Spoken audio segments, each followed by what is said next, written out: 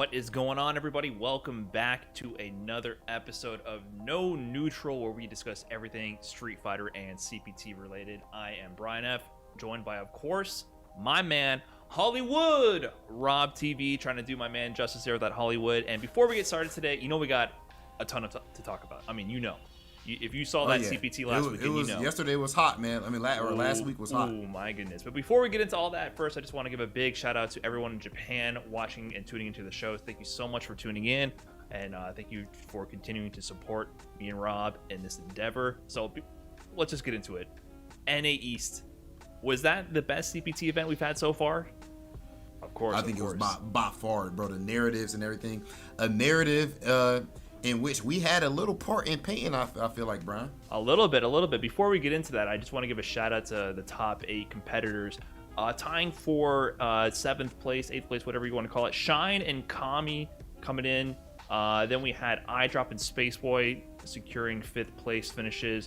Congrats to both of those, by the way. 4th place, NYC Furby, Tia Sabin, Arturo Sanchez. Old man Art looking pretty young with that strong 4th place finish. Mandrake Mandarake with a 3rd place finish, always repping that Urian, looking like one of the strongest Urians in the business. And then our top 2 competitors, 2nd place, the 2019 Capcom Cup champion IDOM, and 1st place, Panda's Punk to God. And I think you were saying something there. He had a bit of a story to tell. He had something to tell us this weekend, huh? Yes, as we've seen from his tweet that we can pull up here, which he did say it was not about us or about me specifically. He said it's not about me, so it could be about you, Brian. Now that I think about it, maybe it wasn't about me; it was just about you. But as you see after he got his victory, he says, "Who's not clutch?" Me personally, I never directly said that he just completely not clutch. I said Adam is more clutch. But regardless, I feel like what Punk showed us right there was a great moment when he was under adversity, going up against Adam, who's just been on fire for, I guess we can't even call it on fire. I feel like that's like a short-term thing. I mean, this guy's he's a juggernaut, and Punk is also, of course, someone who's known to be of that same ilk. And when it came to that winners finals, Punk is dropping the bags. He's talking very disrespectfully on this stream. It was extremely entertaining to watch, which we can always count on Punk for. And then in grand finals, the grand finals that set was so interesting to me. Adam reset the bracket. This is Poison versus Karen the whole time. Mm-hmm. And then after that, he wins 2 more straight. So he wins 5 games straight.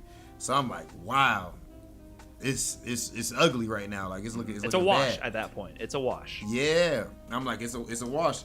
And I even in those matches, like I'm like, okay, I see there's confirms dropping and stuff. It seemed like going to Philly helped. Like the connection looked smooth and everything, but there were some drops in the clutch spots, and then even Adam in the last game started dropping as well. Mm-hmm. But he goes ahead and Punk comes back and beats the Poison, which is just out of this world OD, very clutch victory right there. And Adam had an interesting switch right there, Brian. It was a surprise. Right, I think that was like the big question on everyone's mind. I saw the tweets everywhere. Everyone was asking everybody, why did you switch? Why did you switch? On every tweet I saw, people were asking me, people were asking IDOM, people were just throwing it out.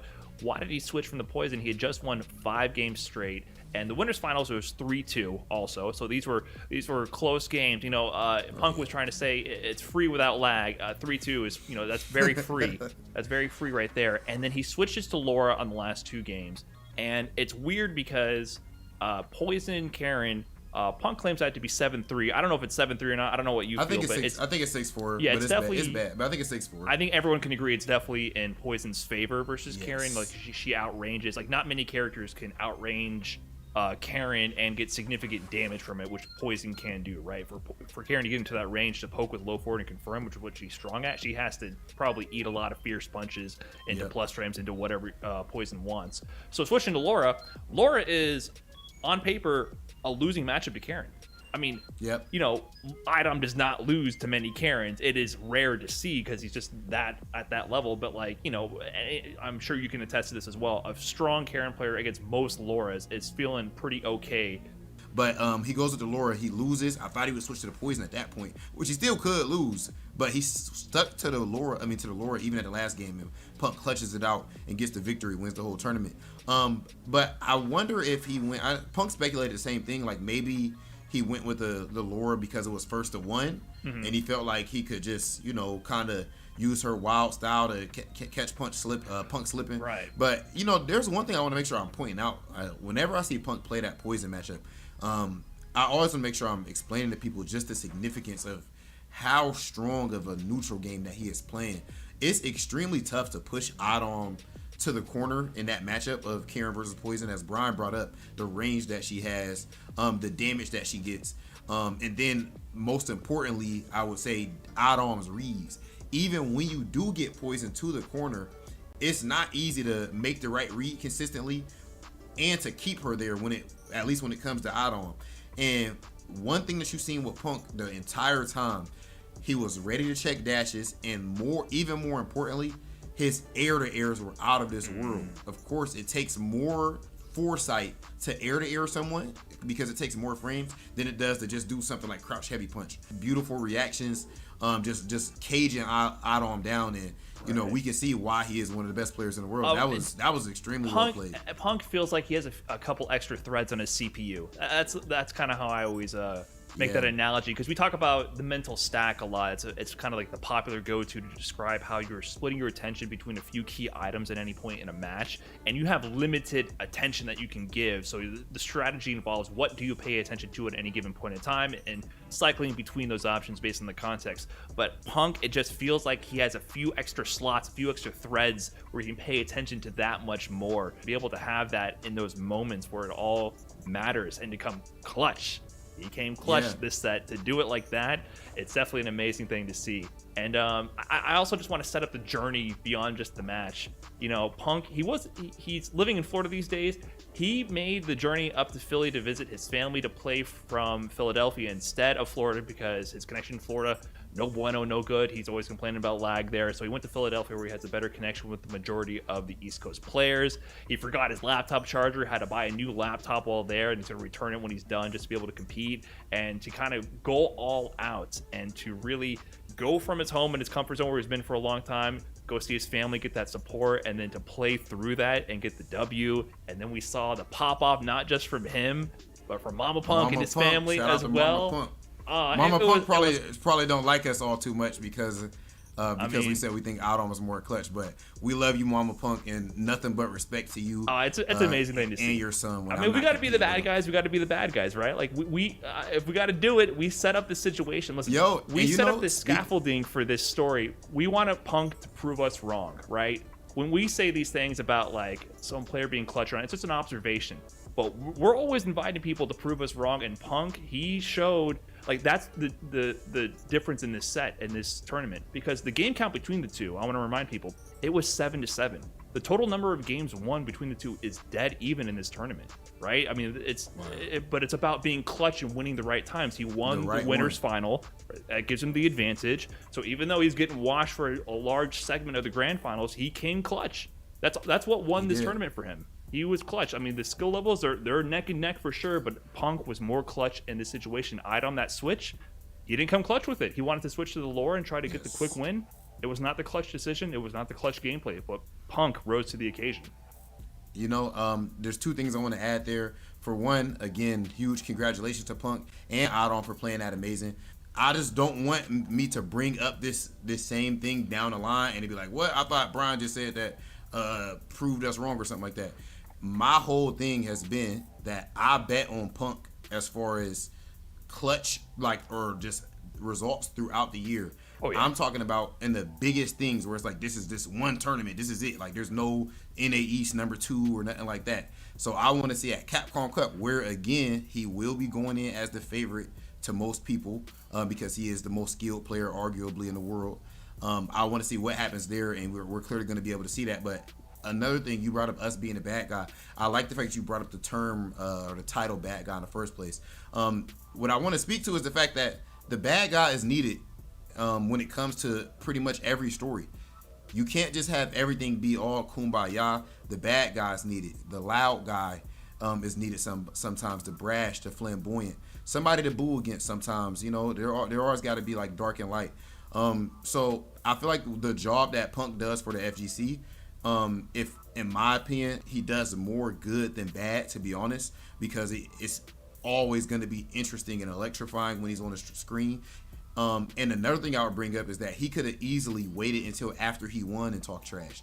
While he was playing Adam in Winners Finals, Game 1, he's talking crazy, saying that this guy's always going to be a step behind him. He knows you know my name, things of that nature. He's just being very disrespectful.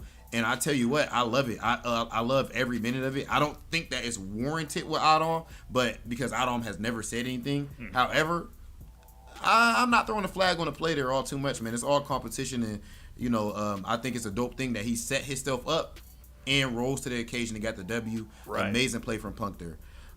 But as far as the next topic, though, Brian, I think this kind of naturally goes into it well. There are some, as we've seen, like with the tweet there, which again, as Punk said, is not just regarding us. It's a FGC-wide thing in his opinion. But I think there's some growing pains that we're starting to go through in the FGC as we do expand, however quickly or slowly. The expansion is undeniable, but when it comes to stuff like this, people aren't really used to so many people having access to them, tweeting them all the time. Media, you have we pretty much have FGC TMZ on YouTube nowadays. There's all kind of dope stuff like with Ernesto. So what could you speak to as far as the growing pains people are going through in the FGC? Yeah, I feel like this tournament kind of highlighted it because Punk is that dude who's not scared to speak his mind ever, and that's what people love him or hate him for, right? But you can't deny it. It brings the eyeballs, it brings the attention, it brings the hype and excitement, and that's part of what made this tournament so exciting beyond being the highest level gameplay in the world. If these two players were, if it was two IDOM types, right? If Punk had a similar personality to IDOM, it would have been amazing gameplay, but it wouldn't have been the spectacle it was, right? It's the contrast between the two and the discussion that happens around it, which brings out that energy. And I think we're starting to see that sort of interesting player versus media kind of dichotomy forming, and it's very new because this is something I see a lot with traditional sports, and then I see you have to deal with this level of noise. That's kind of what I describe it as when you're in the competitor's position, because I've been in both seats right now. I do the media, do no neutral with you.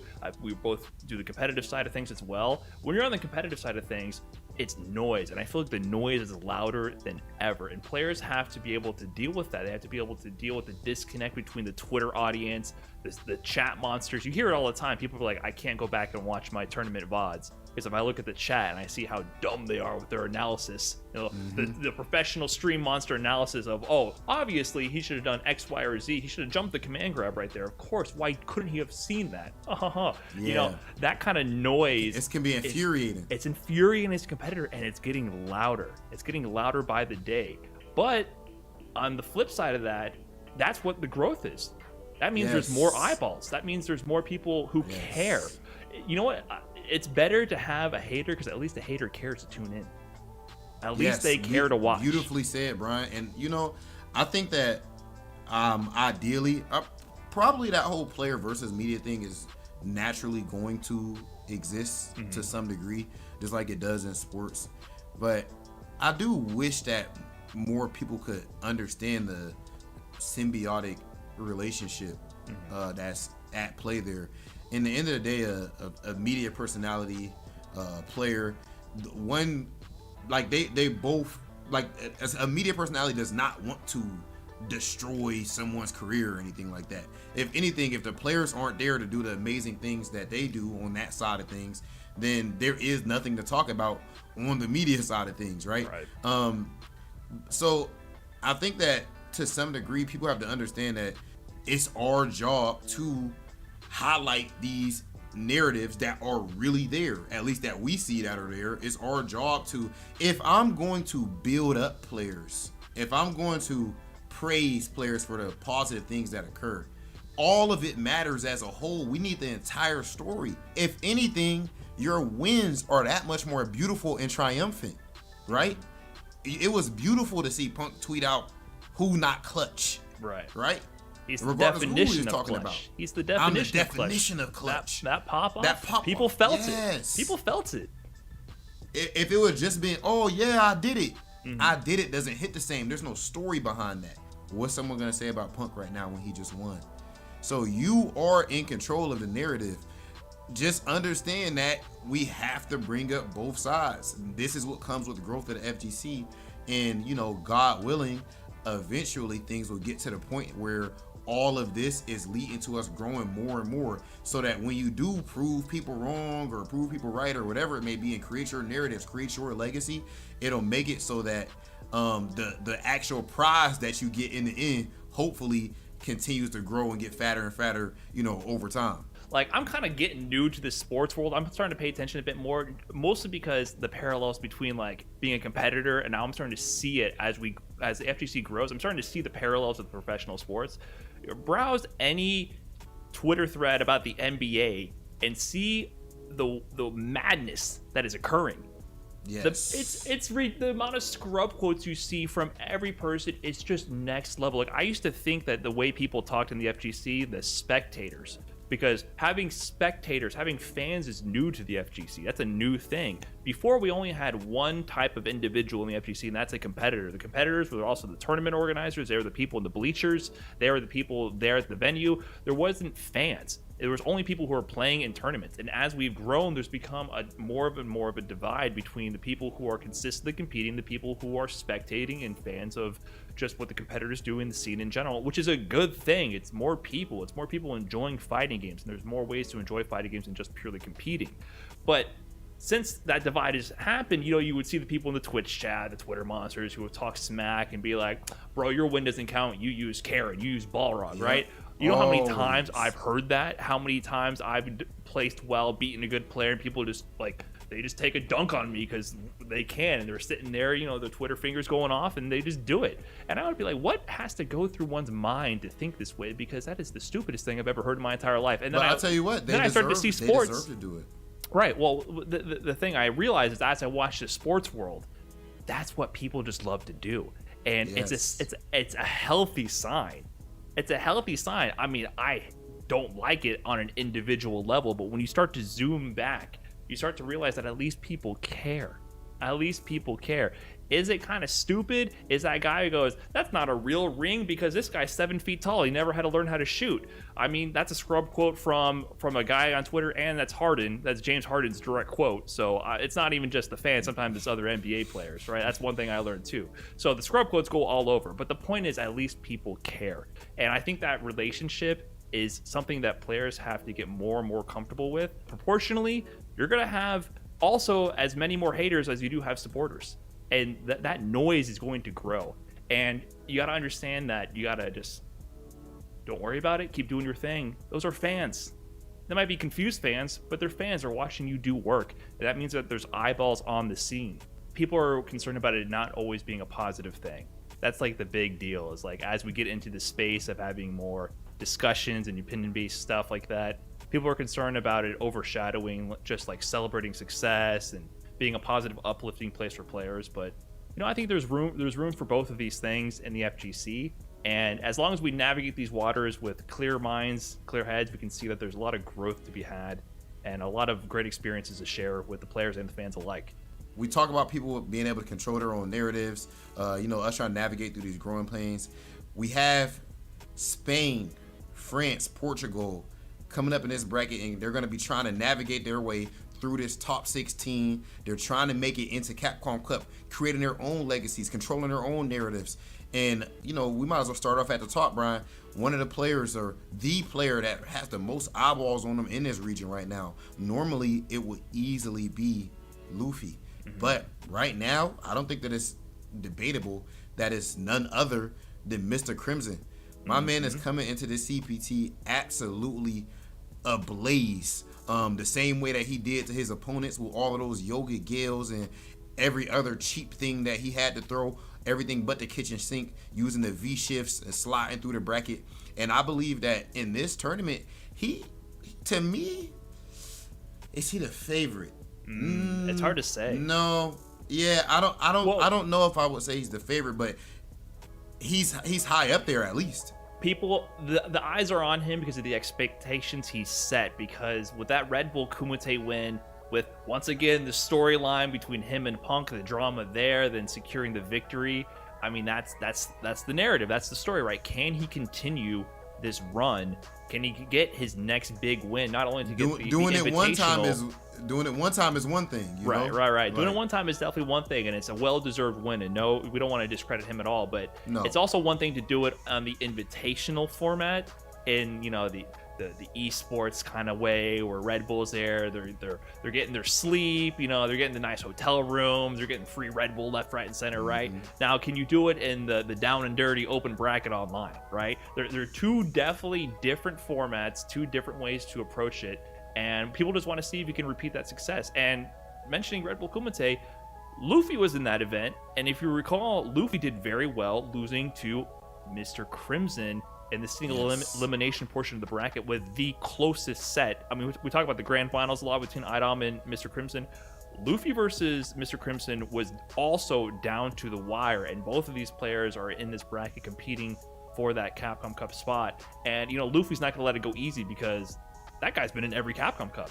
He's been in every single Capcom Cup, one way or the other. One way, you know, he got him via the voting. Literally everyone. Since its inception, he's been He in did every get the vote, you're single. right. So people thought he might have finally missed the Capcom Cup, but he came clutch with the vote. I mean, he got all of France there. It might just be his destiny to always be in Capcom Cup. He's not going to be trying to give up that streak easily. Yeah, if he doesn't make it in one of these, I mean, missing it here puts a whole lot of pressure on that second one. It'll be like seeing Undertaker lose his streak at WrestleMania. Yeah, you get him with the WWE analogies. People love that stuff. So, but you know, speaking of the Undertaker, I think there's going to be some people trying to take down these two players, because we're mentioning the two favorites, the two with the most kind of momentum going into this. But there's definitely a lot of other killers in this bracket. Some I want to shout out Akainu, one of the best guys in the business. He's been consistently knocking on that door to qualify for Capcom Cup for a long time. He's due, bro. He's due, man. He's definitely due. He's due for his big win. Like, I think that he guy's was been extremely close in while. 2019. He's gotten to the regional finals when they've had like the auto qualifiers and gotten second place. You know, he's been like that close, like one set away from qualifying for Capcom Cup. So he's definitely not going to be going down without a fight. That's for sure. Another one I want to shout out, Vega Patch. He was also representing in Red Bull Kumite. Not playing Vega, but he plays a Mean Fong, representing Spain, and that's just a scary kind of person to go against in the first of two, man. I mean, maybe you're more comfortable with the Fong matchup, but I think Amazing Fong first of two, that's a dire situation to be in. You got to be ready for that matchup. And I also want to shout out Nastinas, one of the nastiest Balrogs in the business. You know, everything that I don't do with Balrog, he does. Like, I look at him, I'm like, wow, respect to you, because I don't know how you do anything you do, but he is a wild card. He's so aggressive, bro. Players that are really aggressive, like a Nasty Nas or a Cero Blast or a Corey Bell from the West Coast with the Ed, they typically play with a huge amount of confidence. And that confidence can go a long way. While your opponent is sitting there trying to calculate everything, and you know, you're just trusting your heart and making your reads and hitting V skill, medium kick and medium punch, and to kick, go for that big Balrog overhead 67 times in the first of two. It might not be easy to stop, man. Your Balrog brethren might be trying to put on for y'all, bro. That's for sure. I mean, I would love to see it, have another Balrog in the Capcom Cup. You know, unfortunately, I couldn't do it playing too calculated. Maybe I got to take some notes from Nas here, how to mix it up a little bit. But yeah, I think this is going to be an awesome region to look out for.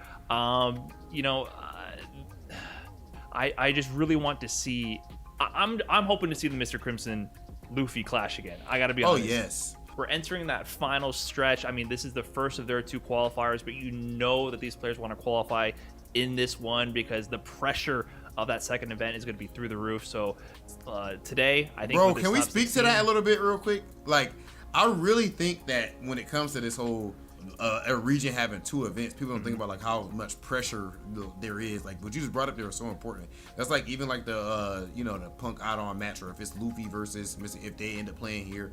Even though there's another one, the pressure on that one is just completely different. You're in losers bracket from the beginning.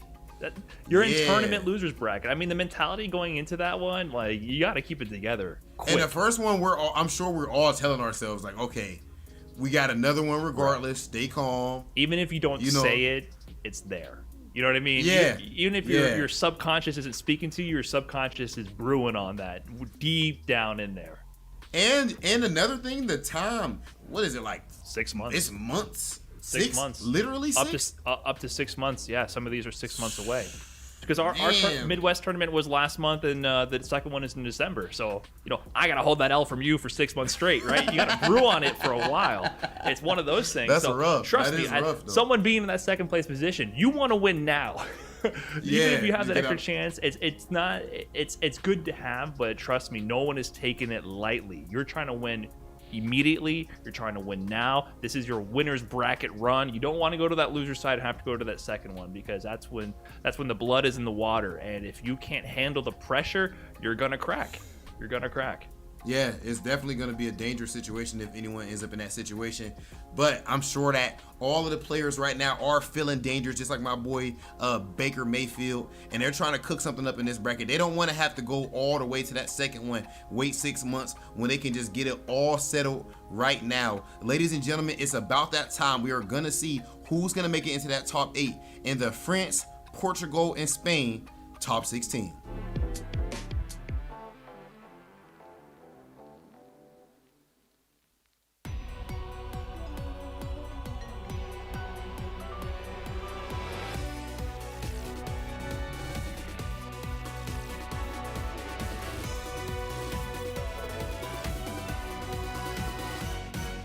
You shouldn't only admire my work, but also concentrate a little more on your lessons, Mana.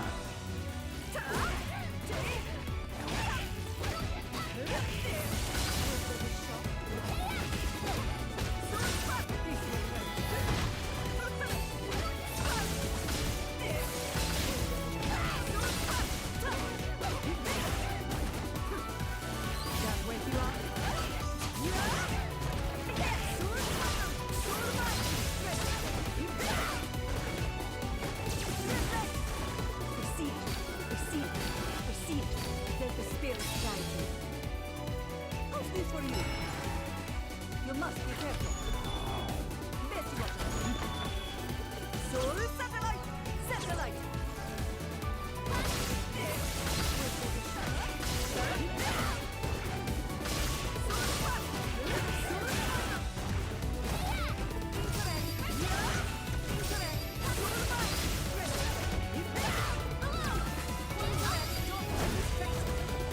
What's the meaning of fate?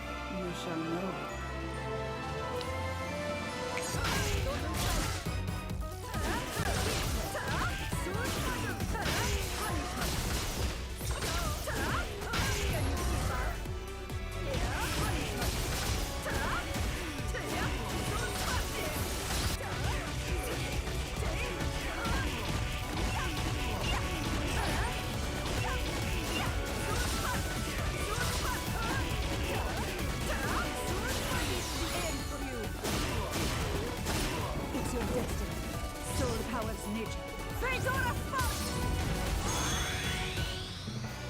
You should try to learn to use your power a little better.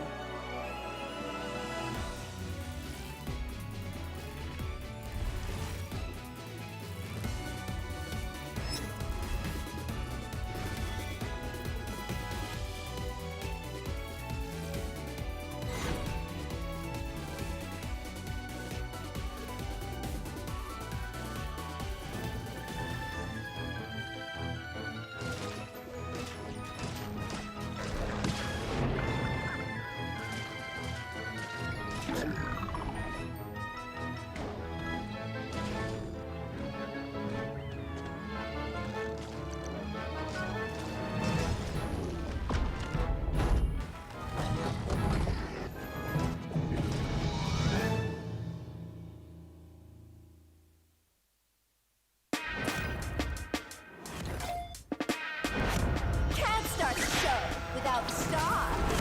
The main event! Light it up. What a power to the earth! See what I'm really made of. Uh-oh. Pleased to meet you. The honor was mine. I'll settle that.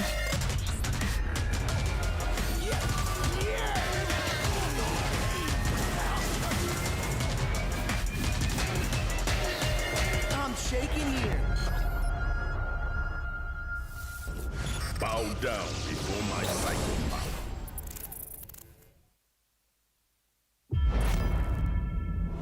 It ain't too late to run off to Mom now. These matches are going to be even more ridiculous. If you know anything about Street Fighter, you do not doubt the GOAT. My man is always hitting go. You thought I was playing? Oh, you're hella dead. The main event! Help me out, Nadeshko. I love how much it means to him. Wow! Not over here. That's not over. Are you serious? My man is breathing right now. My man is breathing. Oh,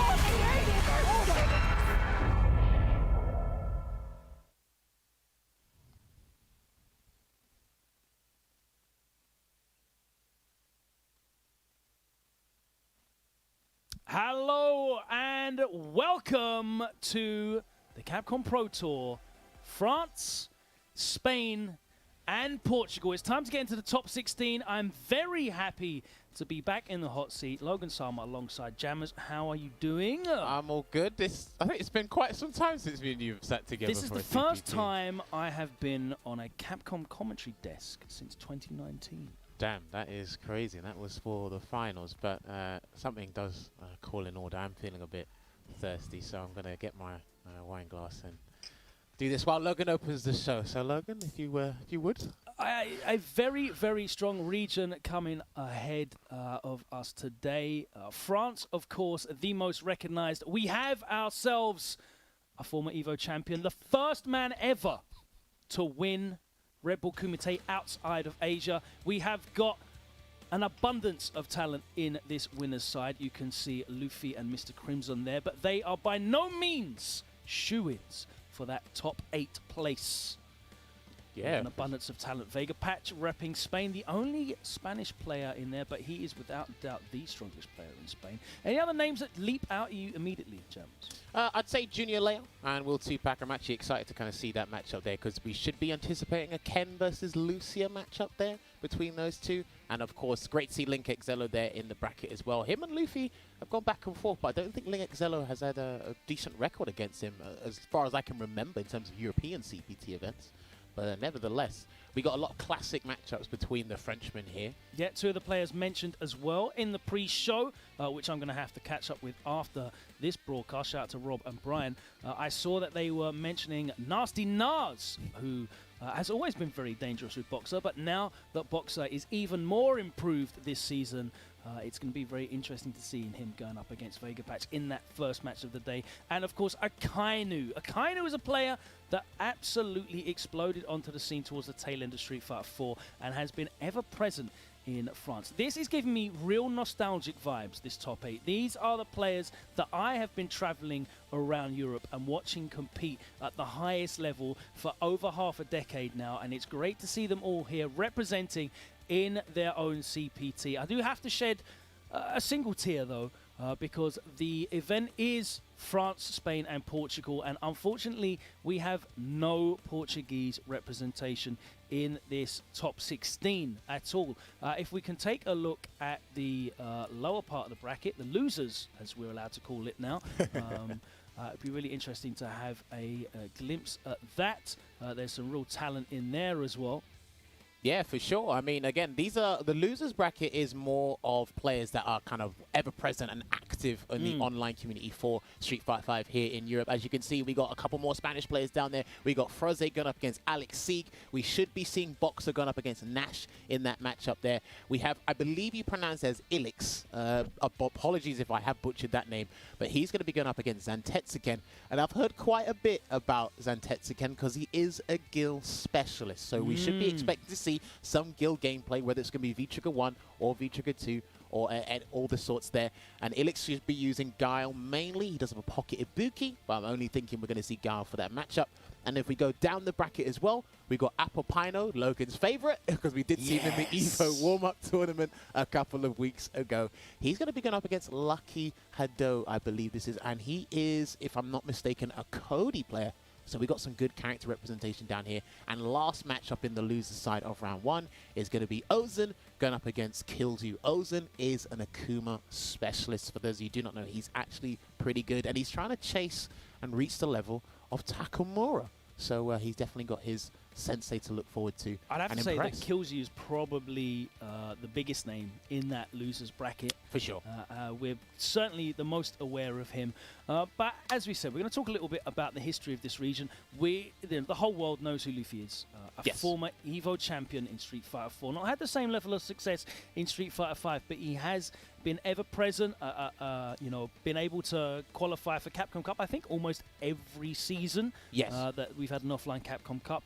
And of course, Mr. Crimson will forever have the honor of being the winner of the first ever Capcom Pro Tour event for Street Fighter 5, of course, winning with Laura back in the day. That's how far back it is. Now, he's completely dedicated to Dhalsim now, and he's seen some tremendous success, as we said. Also, having the honor of being the first player outside of Asia to win Red Bull Kumite and take that trophy back to the country in which the event was born, and that is France. Are France going to take the CPT today, or are any number of, I think it's 4 Spanish players going to be able to battle through? We're going to find out who's going to advance to day 2 for that top 8. We've got some great matches lined up, and you've seen that there. We can take a look again. Jams, if you can pull it up for me, please. Yeah, no worries. Let's take a look at some of these head-to-heads, because I'm very, very interested to talk about these. As you saw when we went through the brackets earlier, as we introduced some of the players, we've got Vega Patch versus Nasty Nas. That's going to be our first match of the day.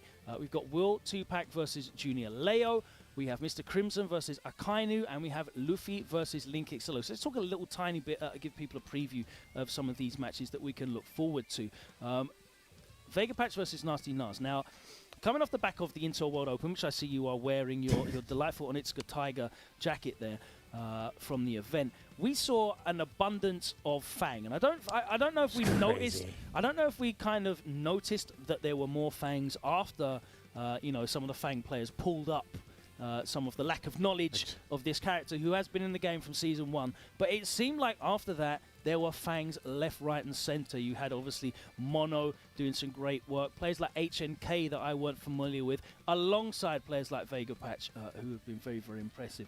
Fang's a character that I feel like, the more we see him embrace this new V-shift mechanic, that he looks more and more dangerous. Yeah, for sure, because the only thing that he didn't have before on defensive options was a legitimate, physical attack, right? And that is through the V break, because you don't wake up with your 4-frame button unless the guy's meaty timing is absolutely terrible. Yeah. It was all escapes, and they were susceptible to throws, right? But now with the V shift, you move away, and if you want to commit and inflict great damage, finally, you do it with the V break there. And it's going to be interesting to see how often Vega Patch utilize that against Nasty Nas, because we know Nasty Nas likes his V skill 1 overhead, and he does have a couple of strings that are susceptible to V-shift. And Vega Patch does abuse. He's one of the few European players that abuses it a fair bit. You can get your predictions in if you're watching us right now on Twitch. I love that option as well, by the way. Anything that's interactive, I love that. Shout out to everyone who's involved in the stream chat as well. You're mentioning V-shift, but V-shift's been a mechanic that Boxer has made really good use of as well, because again,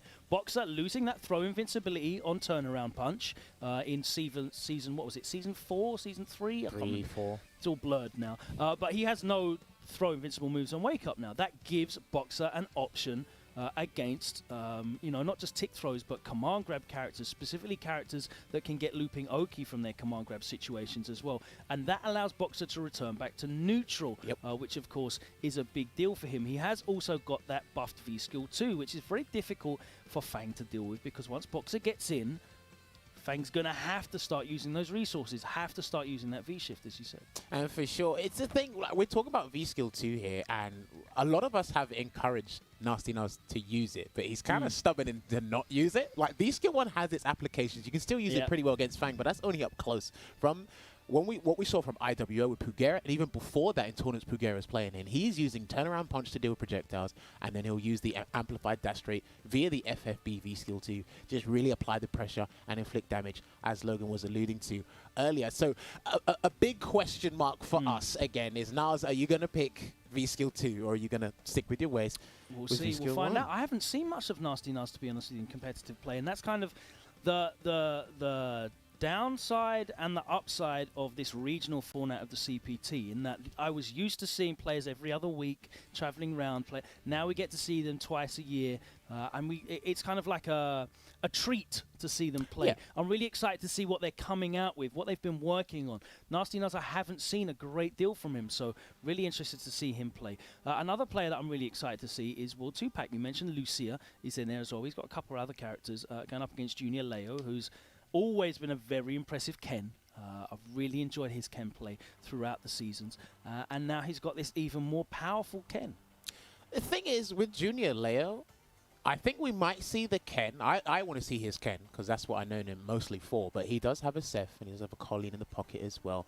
And obviously, I think he's going to be picking what's best suited for Lucia, which that is the specialist that we do have in Europe. He is the most known for using the character Lucia, Will 2-Pack there. He's been streaming a lot, grinding it out as well, trying to get the Warlord rank online. But again, he needs to be careful, because I haven't seen this matchup specifically, Will 2-Pack and Junior Leo, but he's bumped in a couple of Kens. I'm pretty sure the French scene have been keeping an eye and even asking for advice and playing Will 2-Pack in long sets as well. So it'll be pretty interesting to see how that one pans out there as well. And speaking of which, we got our first match lined up, ready to go. We do have the quotes. Speaking of, let's see which one we got first, because I really hope their quotes are not in English. Ah, boo! So we got Nasty Nuz's quote up first. Vega Patch is one of the strongest in Europe. He beat me in the past CPT just before top 8 light today. The matchup is also hard. I'm not confident about this matchup. That is not the sort of quote you want to be hearing. You don't want to put that out publicly. No, no, I want to be hearing I am the greatest of all time, and Vega Patch is free to my overheads. That's what I want to be seeing. Oh man, that's I'm disappointed in that, Naz. I need the confidence from you, man. He did say to me a couple of days ago that he's not 100%, because the last time he played before this was IWO closed qualifiers. I don't know announce that publicly, but I want to see what Vega Patch has to say to kind of counter that. I don't think that's not very nasty, Naz, is it? No, it isn't. First to 2 against an offensive Balrog is something no one wants, but dealing with Fang in an F to 2 is so much. Do you know what? I like the honesty. Honesty is the best policy, and he knows that his character is just as conniving and skank as Balrog can be in a first to 2. So, may the best man win, I suppose. Bruv, if he gets reset into the corner, I am really looking forward to it. What I'm also really looking forward to is that summer update, by the way. I know this is the loading screen, but I cannot wait for this. I want to see me some Oro. I want to see me some Akira. I cannot wait to get into this, but we cannot wait to get into this match as we are about to start off this top 16 on winner's side. Who is it going to be in top 8 tomorrow? CPT, France, Spain, and Portugal was here, but they're unfortunately no longer with us. Press F in chat. It's looking like France has shown out real strong. We're going to get our lone Spanish player in this winner's side. Vega Patch up against Timid Naz. I'm not going to call him Nasty Naz. Until I see that first overhead hit. When I see the overhead hit into V-trigger, into a bag of damage in the corner, that is when I'm going to be convinced that this is actually Nasty Naz. Until then, he doesn't get to keep going. Well, look, I mean, form is temporary, class is permanent, and it's a case of once he remembers how things work. Because when I was looking through the bracket earlier today, it looked like he had an easy time getting it. Obviously, it's a different kettle of fish when you are qualifying, trying to get into the top 8. This is a matchup he hasn't had a good history in, as he alluded to in his win quote there. But we are here now, and he's gone with V-Skill 1 and V-Trigger 1. KKB strikes again. He's still not going to use the V-Skill 2, but let's see how this one pans out here. Fang going up against Boxer. Start off here. Just going to set up shop. Okay. I like that trade. That's really good for Boxer. And he's got that corner carry already. Gets in low with the space dash low. Goes back to zoning though. I think he's waiting for the cloud to come out, and if he's got the charge, like we could see before, good punish straight in the corner. Did he get a throw though? There. Oh, good break. Nice interruption. And he gets out. Oh, not in time to punish that throw. Counter crouch pressure. He's not going to be reversal just yet. Try to neutral jump just in case the counter crouch will be complete there. Gonna go back to neutral. Right, it's been applied. He's going to activate anyway. That was going to be safe on block, and there's a V break. He's out. Still got that one bar to work with as well. Holding all of this pressure. Nasty Nas refusing to use that V-gauge until it's full. You know what he could have done there? He could have V-broke. Because the cloud's there, and if there's a proximity box, he could have done that to get up. Could have done. This is thinking about V-trigger. Oh, that's Nasty Nas. There we go. Oh, and he went for it again. I think that was a clean escape as well. I don't think he can actually chase that down there from Boxer. And again, he's not going to do it. He's going to sit there and deal with the cloud. There's the pressure. Rebender again. There's an interruption. Classic Balrog. And Pierre. And he missed it. Missed the conversion there, unfortunately. Backing off. Again, let's see what he does. There's a jump. Yeah, okay. So he had the first interaction successfully, but I think he's waiting to get that charge to do the dash down below to kind of trade with the cloud. Oh my days, the V skill cancel on the long dash. Threw him out, in the corner. What's it gonna be? Oh! Ooh, 2 throws against the EX dash. It's not throw invincible, so good reads on Nasty Nas's end, and then he got a shimmy. The last part there, making Vega Patch splurge all his meat. Remember, this is his first of 2, so first game might be a big deal for him. That's a really good answer that round there from Nasty Nas. That's the kind of placing that he needs to be on. He can afford to take a little bit of damage from some clouds. Ooh, the punish! Good OS. The stun, there's the fuzzy. What he did to Daigo, the instant overhead to bait throws. This could be big. What's Settle going to be? He's going to try and activate V-Trigger again if he doesn't get out of this. Oh, dude, he's out. Yeah, oh! Finished, mate. Damn. It was looking promising for him, especially from the first round. And then again, I think probably the biggest problem that we could all see was when Vega Patch literally set up the rebender right in his face in the corner. He just sat there and took it. Yeah, he's been really passive on defense, I think. You know, there was a couple of instances in which he had some really good interruptions. Yeah, for sure. All right, let's see what happens in game 2. Like Logan said, he had some really good interruptions. Hopefully he can continue that. Kind of mix up his pressure there. Bad start, though, to this next round. Mix off again. Again, I can definitely tell he hasn't come with a comfortable strategy to approach Fang in the neutral. I just need to cancel a couple dash straights into wow, big jump in. He doesn't finish the combo off. He shifts out again. Backs up all the way to the corner. That purple stuff is racking up. He's got to be careful with those dash straights as well, because remember in the mid-season patch, they reduced the pushback on all the dash straights, so it should be easier to get punished for Fang. Ooh. The thing is, Fang doesn't really get a significant punish. It's only -4, right? So he's going to get what, jab into sleeves. What he do? You know, he can carry on. And we saw that in the round that he won, actually, in the first game, where he was just bullying his way in. He's happy to take small amounts of damage, because Balrog's got slightly better than average stamina, right? Yeah. Now he can't afford to take any damage, because he's got none left. Is he going to activate V-Trigger Raw, though? No, the cloud's just being a big deterrent for him in the neutral. He needs to get in somewhere. He's not going to do anything. I think his opening will be after that cloud disappears. If he doesn't nothing this GQ, that's it. But he's going to cancel. And that's the big problem, right? Because if he wants to get in, he loses charge. And he's nowhere near close enough to actually tag him with anything and get an activation. Yeah. So I don't know if he's just going to chill here and literally just die. And oh, there's the tap. That's an answer. Okay. He's holding the whole time. I'm not sure what level that was because it immediately counted the V-Trigger, so I heard his V-Trigger quote instead, and he gets crush counted from that good block on the Ryu bender. And another back throw. Can he walk up and get another one? No, he's not. Good block there from Nasty Nas, and again, no V-reversal just yet. Yeah. Putting the balls down. No whiff punish. There's the crush counter though. See if he can chase him down. Good break there from Vega Pack. Risky, but... Oh, what was that? He got counter hit doing something. He's holding all sorts of pressure. And that throw whiff. No punish there. He can activate. Did he get a sneaky low? He did us a frame trap, my friend. And he broke again. Yeah, he's going for the throw after that situation regularly. Wait for it. And yeah, big damage for your boy. Look at that. That was a good 40% there. He used all of his V-Trigger, but it doesn't matter when you land the overhead. Nasty Nas. Classic. If there's one thing Vega Pack has to change up in the neutral is when he neutral jumps, he's got to cancel into that flight because you do not want to get caught by Screw Smash when he's in V-Trigger. The detriment there with the Although, blue bumper again. saying that, I don't know. I don't even want to think about what the juggles are if you get caught by that screw yeah. smash if you're in float state. Another overhead. Nasty Nas is not being put off doing that. There's the V-shift break, though. Okay, he's going to set up shop again. The Like that, he shot. just takes the knockdown and just immediately goes back into zoning mode. And it allows him to set the tempo in this matchup. Yeah, that was looking a bit ambiguous, that jumping, but successful anti, and he backs off once again. He's still got bar to work with.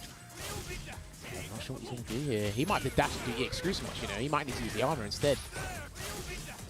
Trying to go for the delay.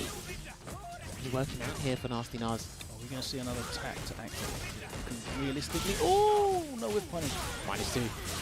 It's his turn, and the immediate button there from Nasty Nas. Going to catch up the super. Oh he might not be dead because it was the He still gets the situation, though. He waits and punishes the V-shift. A fair read, to be honest with you, from Vega Patch, but a great little delay there and a great conversion, I have to say, picking him up there with the V-trigger wreckers and then the... it was a great choice to use the CA because obviously he gets the situation afterwards. Yeah, because there's quite a few critical arts in the game where they don't have a cinematic animation to take you back to the mid-screen or puts you in the corner. It's literally Balrog, like Urian and Kargate. It just leaves you right there. Right on his doorstep. And he is knocking on that doorstep. He wants to come in. He always does that as well in closing moments. He'll go for a little shimmy there just in case of the V-shift or a throw break, and that successfully works. So it's one apiece. Remember, this is big.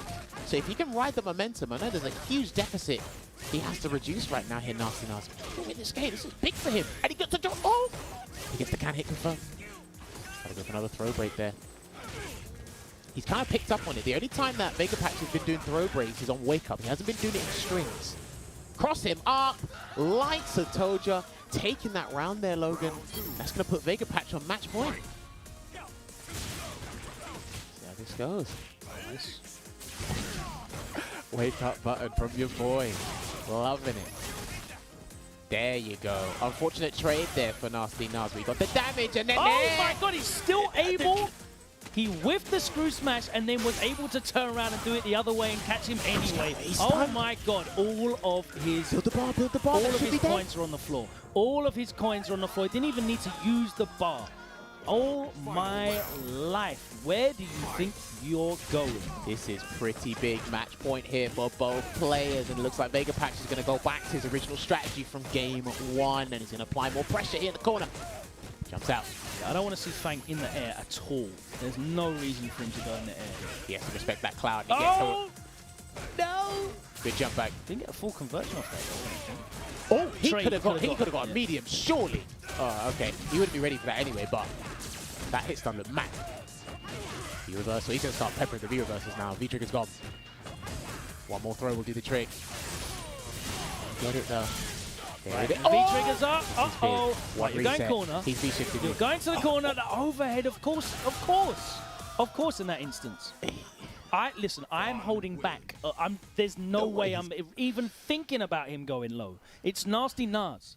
There was no realities. Doctor Strange has seen all 14,600,005 realities of that matchup playing, and Nasty Nas did not go low in any of those. It's your biggest weakness.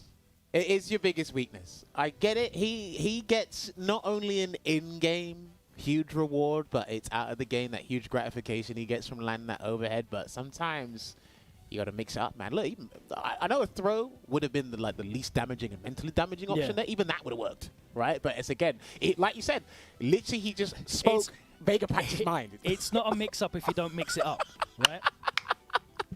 It's not a mix-up if you don't mix it up. That's all.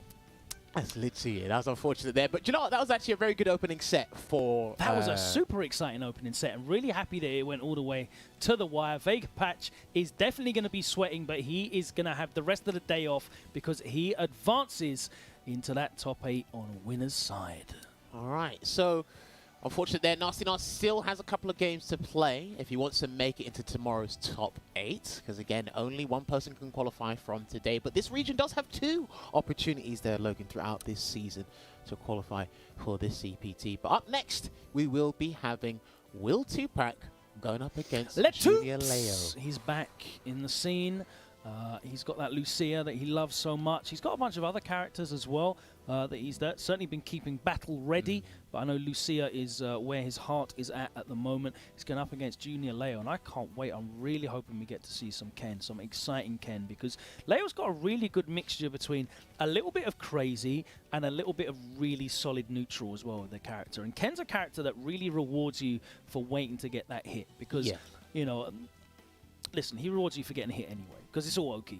For sure. It doesn't matter how you get the hit. But I feel like if you want to be consistent over a period of time, you need to be a little bit more patient and not overextend, because every time you overextend, you open yourself up to a world of hurts. And he just doesn't need to, because every knockdown is okay over and over and over again. And now that he's got some better ways to deal with the neutral, with these seasonal buffs that he's had, doesn't need to be as crazy. Maybe some of those Kens out there can just calm down a little bit, you know? A little bit of culture.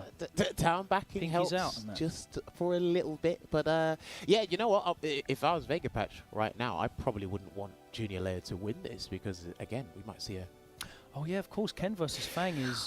this is the thing. It's BGs for Fang. So he's probably wanting Will 2-Pack to do that. And I think from the online replays I've seen from the guys playing in these regions, I think it's a case where Vega Patch has got the best of Will 2-Pack if he makes it through this match here. But we'll see. The guys are setting up, but guys, do not forget, there's competitions around the clock. And again, as you can see on the screen right now, the official Capcom Pro Tour 2021 theme song. You guys got to give that a listen, please. It's down here, actually. Well, it's down on your side. My side is a bit weird. It's right here. You can point it out and let the peoples know as well. For more details, check out the link below to give it a listen. Make sure you do that. But like we said, we do have, we should have the player quotes ready now, I believe. Okay, cool. So. Perfect. Who we got? Will 2-Pack for my top 16. Oh, my God. Come on. So dry. I'll do my best like always. So dry. Give us a Lucia secret. Say you're looking forward to I'm going to say this right now. When you come back tomorrow, guys, if you come back tomorrow, you need to do better than these. Okay? We had North America East last week.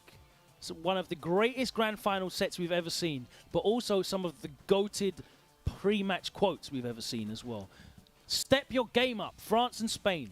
I can't have the Americans. Shout out to all the guys that played in North America East last week. And shout out to Punk as well. Hope he's doing well. And happy belated birthday as well. I forgot to message him about that. That was my fault. But please, step up your game. Can we get his opponent, Junior Leo? Please do not be a replica. Come on, Leo. Come on, Leo. Will 2-Pack and I know each other very well, so it'll be fun to see. Who, God. Excellent stuff. Excellent stuff. Excellent stuff. We love respect and, you know, non-committal. These guys don't play respect. Have you seen their defense? Oh, no.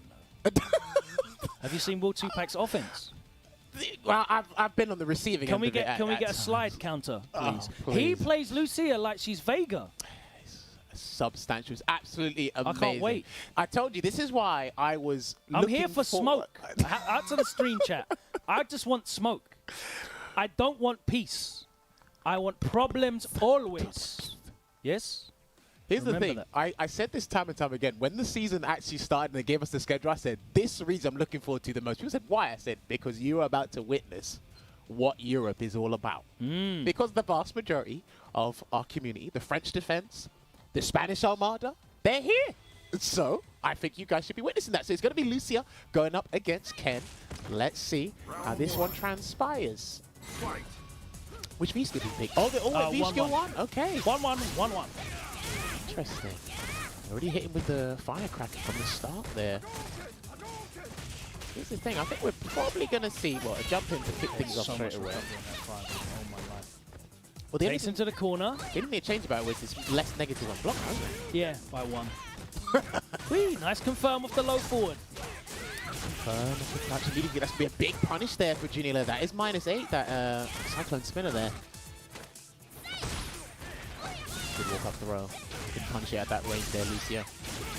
Nice activation.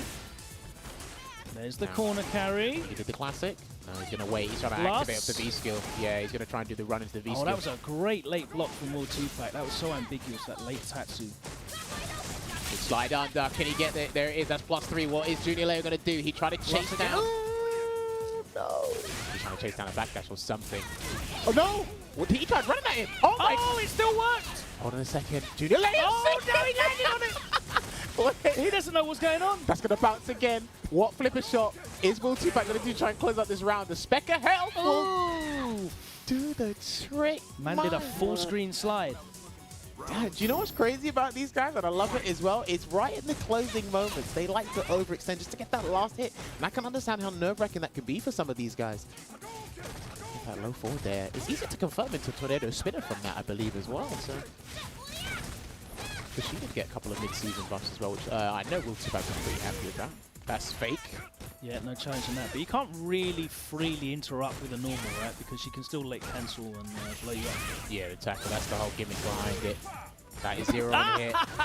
There's no shimmy for you.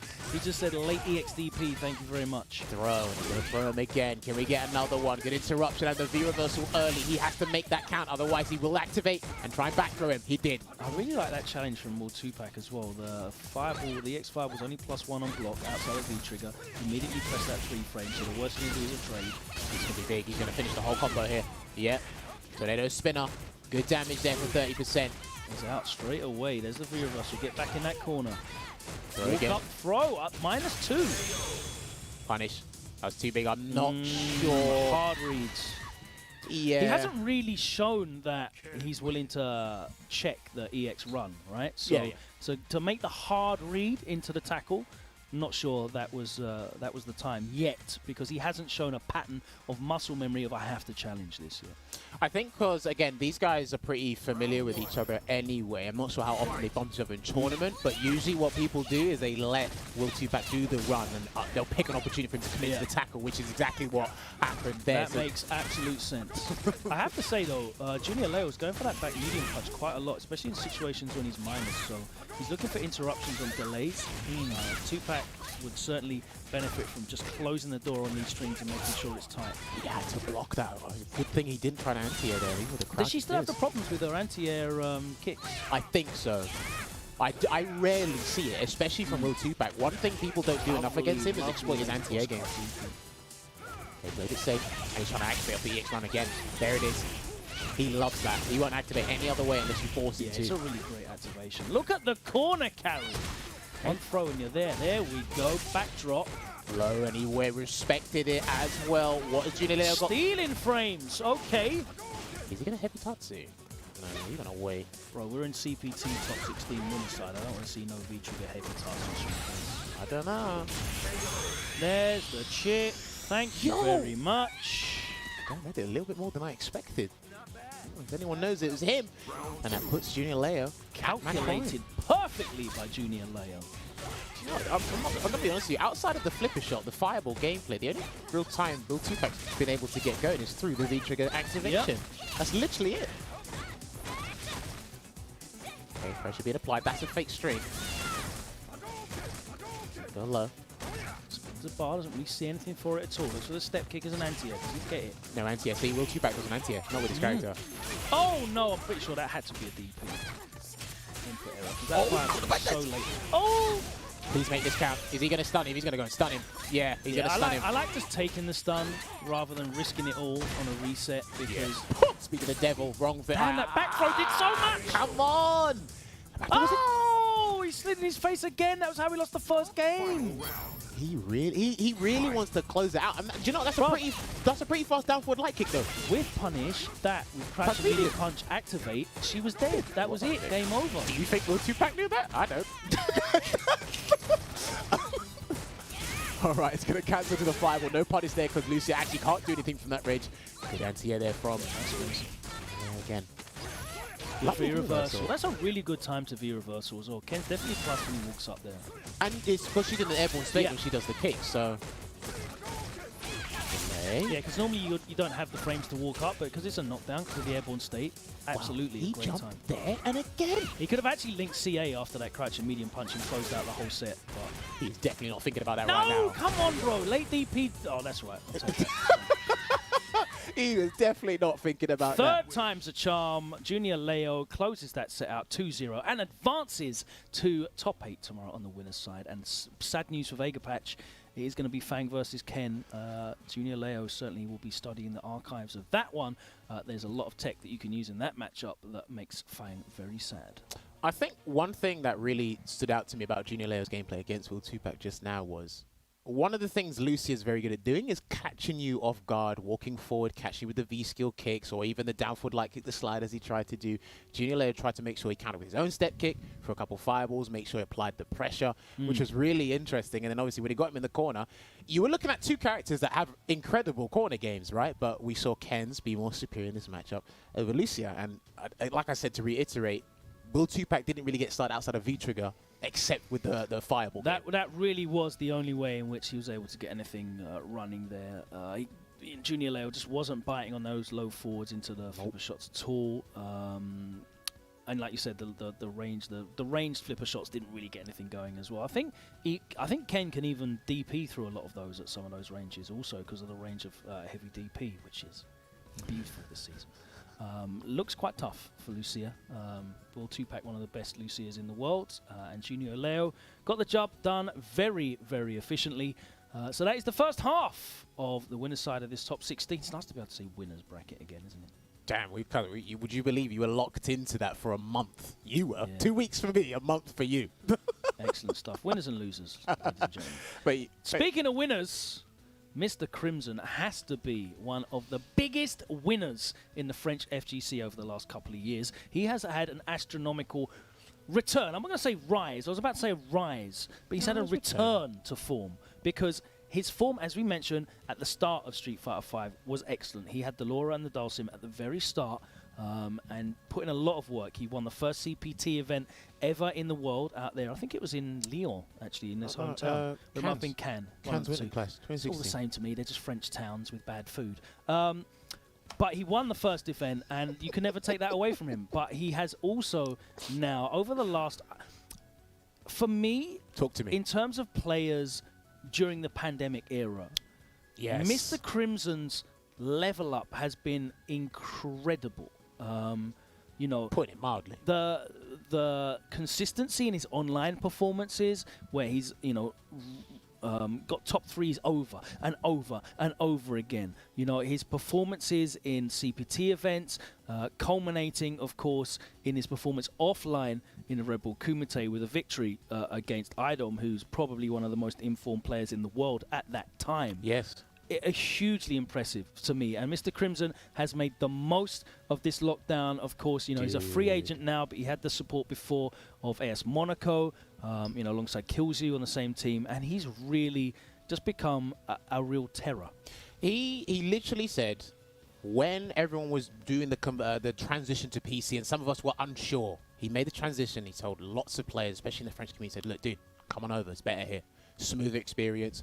You know, you get better hit confirms.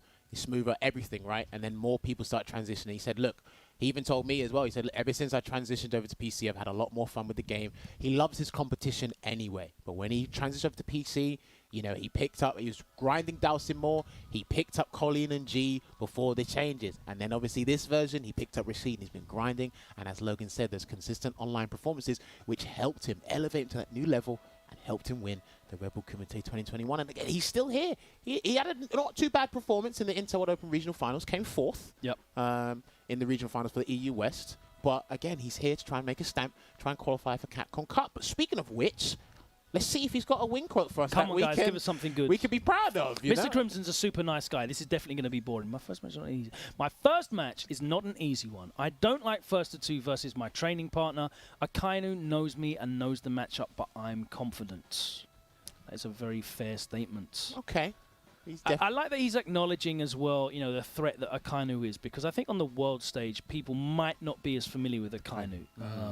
But Akainu is definitely one of those players that you need to look out for. He hasn't had the best of success recently, and I've seen him, you know, get blown up in a couple of sets, in fact. But he's always a threat, and I'm really looking forward to seeing what he comes with as an answer to Mr. Crimson. Obviously, as he says, first to two, anything's possible. Different kettle of fish. Let's see what Akainu's got to say. Can he reciprocate those feelings, or has he got something else? Everyone knows each other very well. Let's see what happens. So, to me, that sounds like let's just roll the die. Exactly. Let's just roll the die. I want to see Akainu do some wild stuff. You know what? Would be lovely, actually. You pick Rashid? No, I want to see Akainu go back to Nash one day. Hype. I'd be so hyped for that, because he started playing Nash before Guile came out, right? Yes. I know he's got the Rashid. I know he's got the Guile. I'd see too many of those characters, man. I'm hyped for Nash. To be fair, after South America, after a man like Frozen and Ronaldinho, BR, yeah, I'm hyped for Nash. There is a Nash in the bracket. You will see a Nash very soon. Do not worry, that is coming. And again, I kind of got to agree with Logan. I'd like to see some of the guys that played Nash in the early days return back to him. You know, Shax, Akaine. Of course, Shax had one. You can have it there as a pocket, but he's going to go. Got Sim Guile. This is going to be an interesting one. He's gone for the V-Skill 2, which I guess gives him at least something to make Mr. Crimson think if he takes to the air. Yeah, because he won't be able to mindlessly do crouching medium punch as well. And I actually see Daigo uses a fair bit against all the zoners as well. That was punishable. Yeah, that was very high up. Yeah. Gotta be careful, that is negative. I remember when that thing first came out, no one could deal with that. No, I mean, there's situations where that can be up to, like, is it -6 or 7 if it's that close and that high? Close. But at the right distance, it was incredibly hard to deal with. Really, really close to deal with. Out there, gets a grab as well. Throw, I like that. Medium.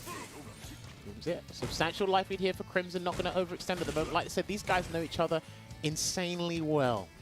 So they'll know when to overextend, when to take those risks, and when not to. Yeah, one of the big things in this matchup is once Guile gets in, he hasn't got the ability to maintain his turn. And I think that really benefits Sim a huge amount. You know, I'd really like... I think Rashid's definitely a better pick in this matchup, but Akaine was absolutely more comfortable using Guile.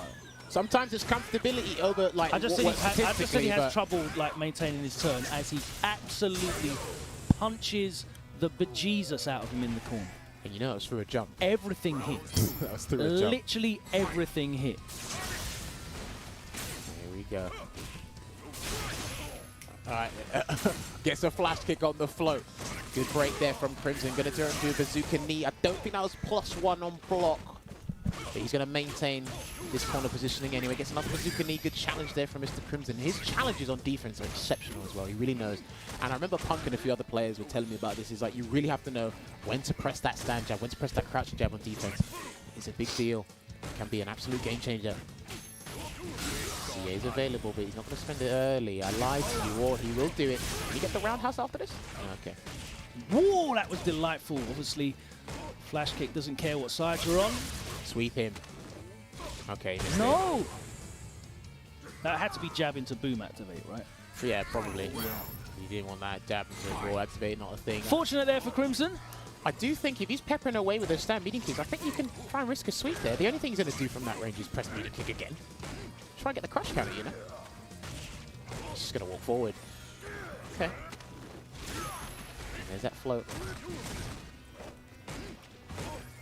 Yeah. Stand medium kick away again. Oh, okay, that was a poorly slide. Yeah, that was a poorly spaced one. I don't think Akaine can do that. It's away with it. Oh. There's the Gale. He was rinsing that Red Bull Kumite, and that is an amazing piece of tech for Dalsim, by the way. Just do the EX Gale to kind of put up a huge wall. Nice jump. He's waiting for him. Also saw him use the V-Skill 2 a little bit with Sim, which you don't really see a lot of Dalsim. I think Didimo Koff and Arturo Sanchez are probably the two that I see using the most. Dankadias as well sometimes. Not really so much Mr. Crimson, but he was really impressive with his use of that as well. He used it against Vega Patch. Yeah. He'll use it against one or two other zoners like Poison and probably Manat as well. But other than that, I definitely think it's got a lot of utility against zoners. Yeah, but right now, Yoga Float's way too good in this matchup for Dalsim just to go over the boost. He's just sitting here doing exactly what he wants. And Akainu's, obviously, the first round that Akainu won was off of a big jump in, and then the next two situations both hit. That is not a strategy that you can rely on. You know, landing a jump in, I mean, you know, if you're Cammy, you can rely on landing a jump in. If you're Guile, you can't really plan your strategy around landing a jump in. It's not really possible. Hold on. Can you get an upside down kick here? No, he's just going to take, take 15 throws. Damn. He went for regular flash kick. If Mr. Crimson didn't take at least 4 throws in a row there, I would have been very disappointed. So I'm not sure what the flash kick was. But some big risks, as Punk said, in Europe. No risk, only reward is thought about. I think we're probably going to see them going back to character select screen. I'd imagine that's going to be the case. No! Akainu! Wow, okay. How's he going to do that? This is fascinating to me now because you know, my logic here is not aligning with what Akainu thinks. So I really want Akainu to show me some stuff here in this matchup. I guess he's just, you know, sticking with the comfortability factor that you mentioned before. Like, he hasn't had any success with his upside down kicks. I think he should just be resorting to a little bit more throws. But probably at this point, Mr. Crimson knows that. So he might start attacking a little bit now. As we shift gets out of that throw. Look at all that He has got a life lead. Even with that grey life gone. Hit confirm on the, oh, sorry, counter hit so bad. Sorry, not counter hit confirm. Just gonna wait again. That was Bazooka plus what we got. Chase a V shift or a V reversal or something there. And look at that. Slowly but surely manages to reduce the deficit, turn this around, Logan. Oh my god, that did a load with that grey life that peeled off there. Now. Oh, that was big! Yo! The float state. So here's the thing now. You can float over the booms as always, but if you're not ready for that jump, that's a big deal now. As you can see, you won him the round there. That float state. Oh, what readiness. I think the only way to counter that is to do a preemptive jumping hard punch since you float, right? Maybe you could do jump hard kick as well. Yeah, he's being so continuous with that pressure, so stubborn right now, Akainu. Wow. Okay. Burn around. No, the mysteries of yoga remain hidden. Nice interruption. Flash kick, looking good here. Hard reads are coming off here for Akainu. Burner again! Oh my god, no, that's gonna be big! So oh close. my, where's your Oh no! Look at the red! Look at the red! Oh my god! No way! Oh, Akainu! That was the worst decision you ever made in your life. Someone called high fight immediately. What the? I can't swear. Oh my god. He done a bazooka knee against a raw burner before. Why did he flash kick there? What? Oh my god. With the fire damage, that was horrible. Unscaled, 1.2 damage more. Oh boy. Akainu, you need to win this game now. Oh man. Crimson. That was crazy. That damage was effed. Dude, that did more than some combos. That was like a tool-assisted combo. That did more damage than combos to critical art. That was crazy. Character's a zoner, by the way. Good V reversal, even if the pushback wasn't that great. Hopefully he's got him in the corner. There's the crush counter. No. Flash kick. All right, what's it going to be? Throw him. Oh, God. I'm telling you, Crimson's going to take throw. There you go. Oh, my God. Damage here. Throw will end it. He went for the upside down kick. He doesn't want to throw. Oh, man. That is crazy. Oh, my God. And another crush counter from that spinning back fist. Akainu.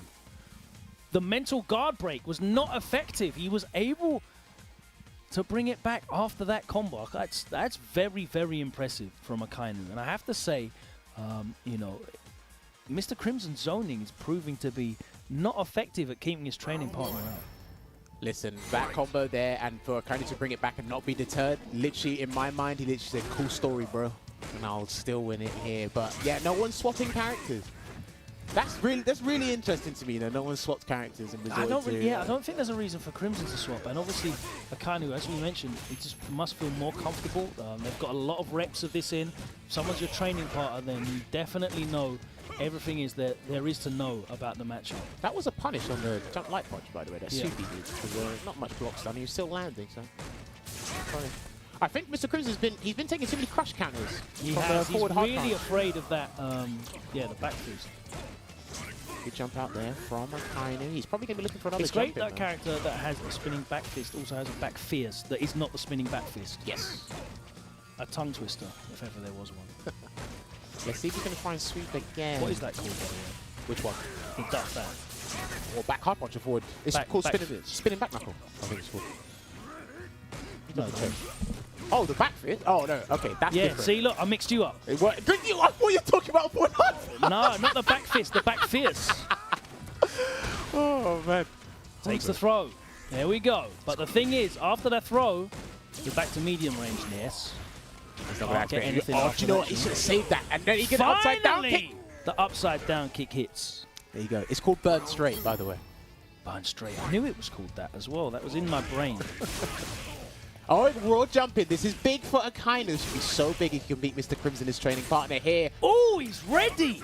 Good break. Finally gets him to take. Oh, And he still recovered in time there, Logan. Yeah, he pressed the button in the air, so... Why is that still -1? Upside down kick, gonna get converted to flash kick. Can he get a couple of grabs? He will not, and that's gonna close it out. Akainu? I can't believe Akainu won this set. Oh man, that's brilliant. If I was to go back and analyze that set as well and find out what Akainu did specifically, it would be he jumped in on Dalsim. How? Like, how? He stuck with plan A. He jumped. He still kept doing upside down kicks. No grabs. That is one of those things where it's like... No grabs. You can't really study that matchup. That is two people that play each other all the time. And there's layers on what's going on there that are beyond the basic fundamentals of that character matchup. Because for me, that was way too easy to get in for Akainu. And it wasn't even through the V-skill either. Yeah, it wasn't. It wasn't. Either. That was really impressive from Akainu, that he was able to make that work. And Mr. Crimson showing why his fear of first to two, I guess, is justified. It's crazy because, again, with longer sets, we can see how that matchup pans out, the answers to the flow, and how Mr. Crimson will respond. But again, Akainu took the aggressive approach. I know you're my training partner, but as Rob TV told us when we were in Poland for the Inter World Open, he said at the end of the day, we all got to make decisions, right? And Akainu made his, right? And that's how it panned out here. So Akainu is going to take that over his training partner, Mr. Crimson, 2-1. Some of you might class that as an upset, but again, if you've watched these players for a long time, that isn't really an upset to us. Akainu taking that there, and he's going to be awaiting the winner of the next match, which will be Luffy going up against Link Exello, another classic within the French community. Not even just the French community, the European community at large there. But the action has been great so far.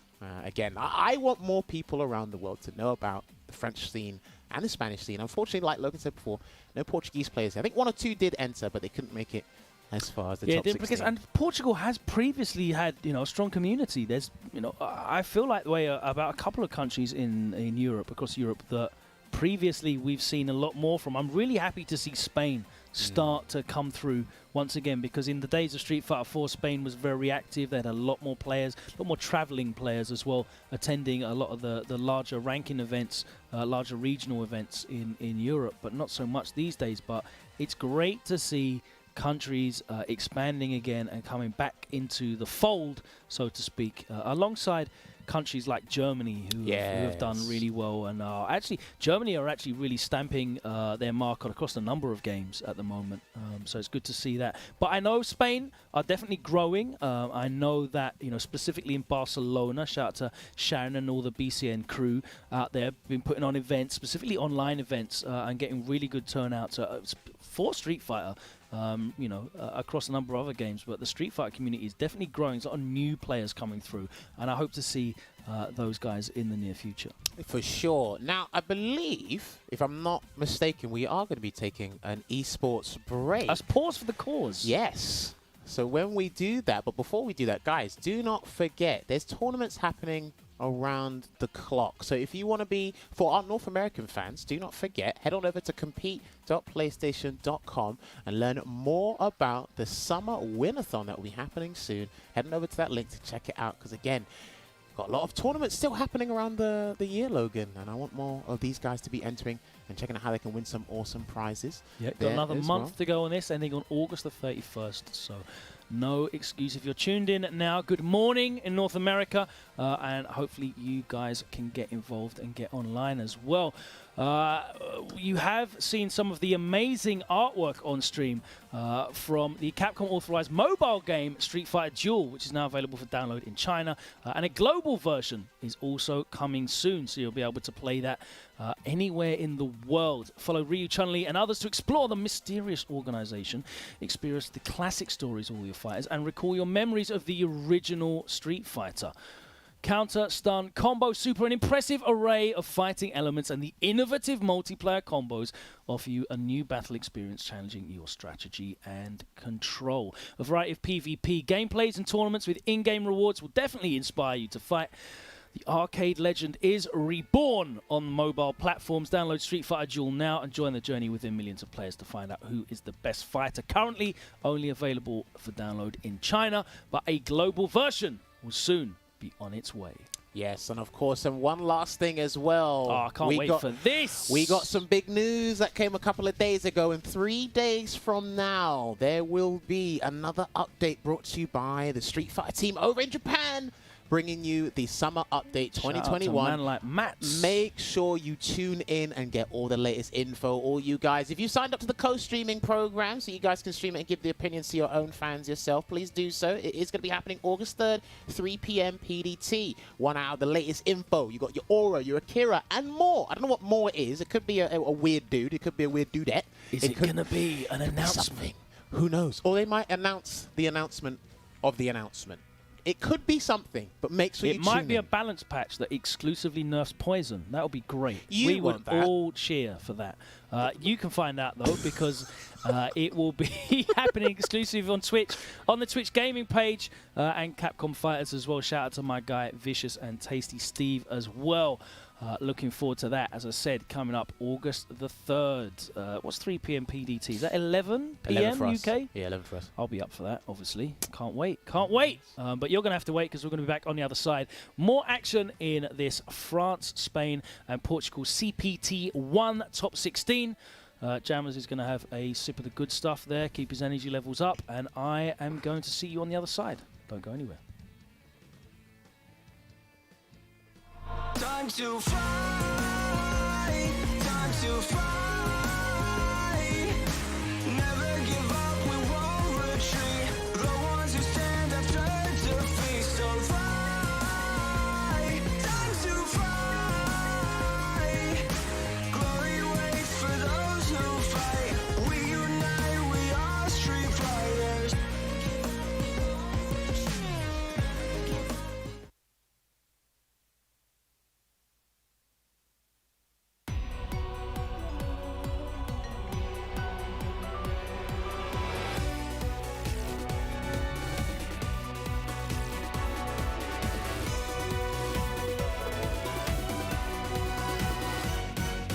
You shouldn't only admire my work, but also concentrate a little more on your lessons, Mana.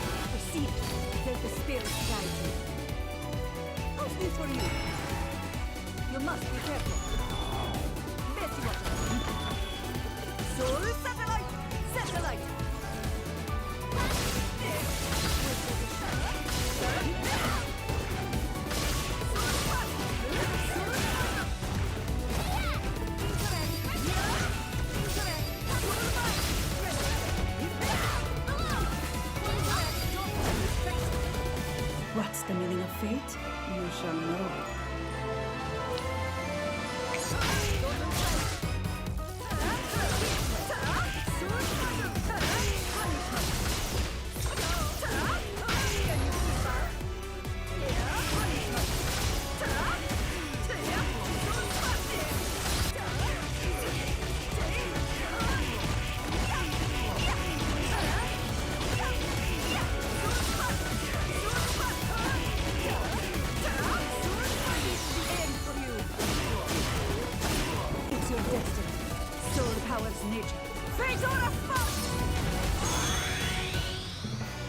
You should try to learn to use your power a little better.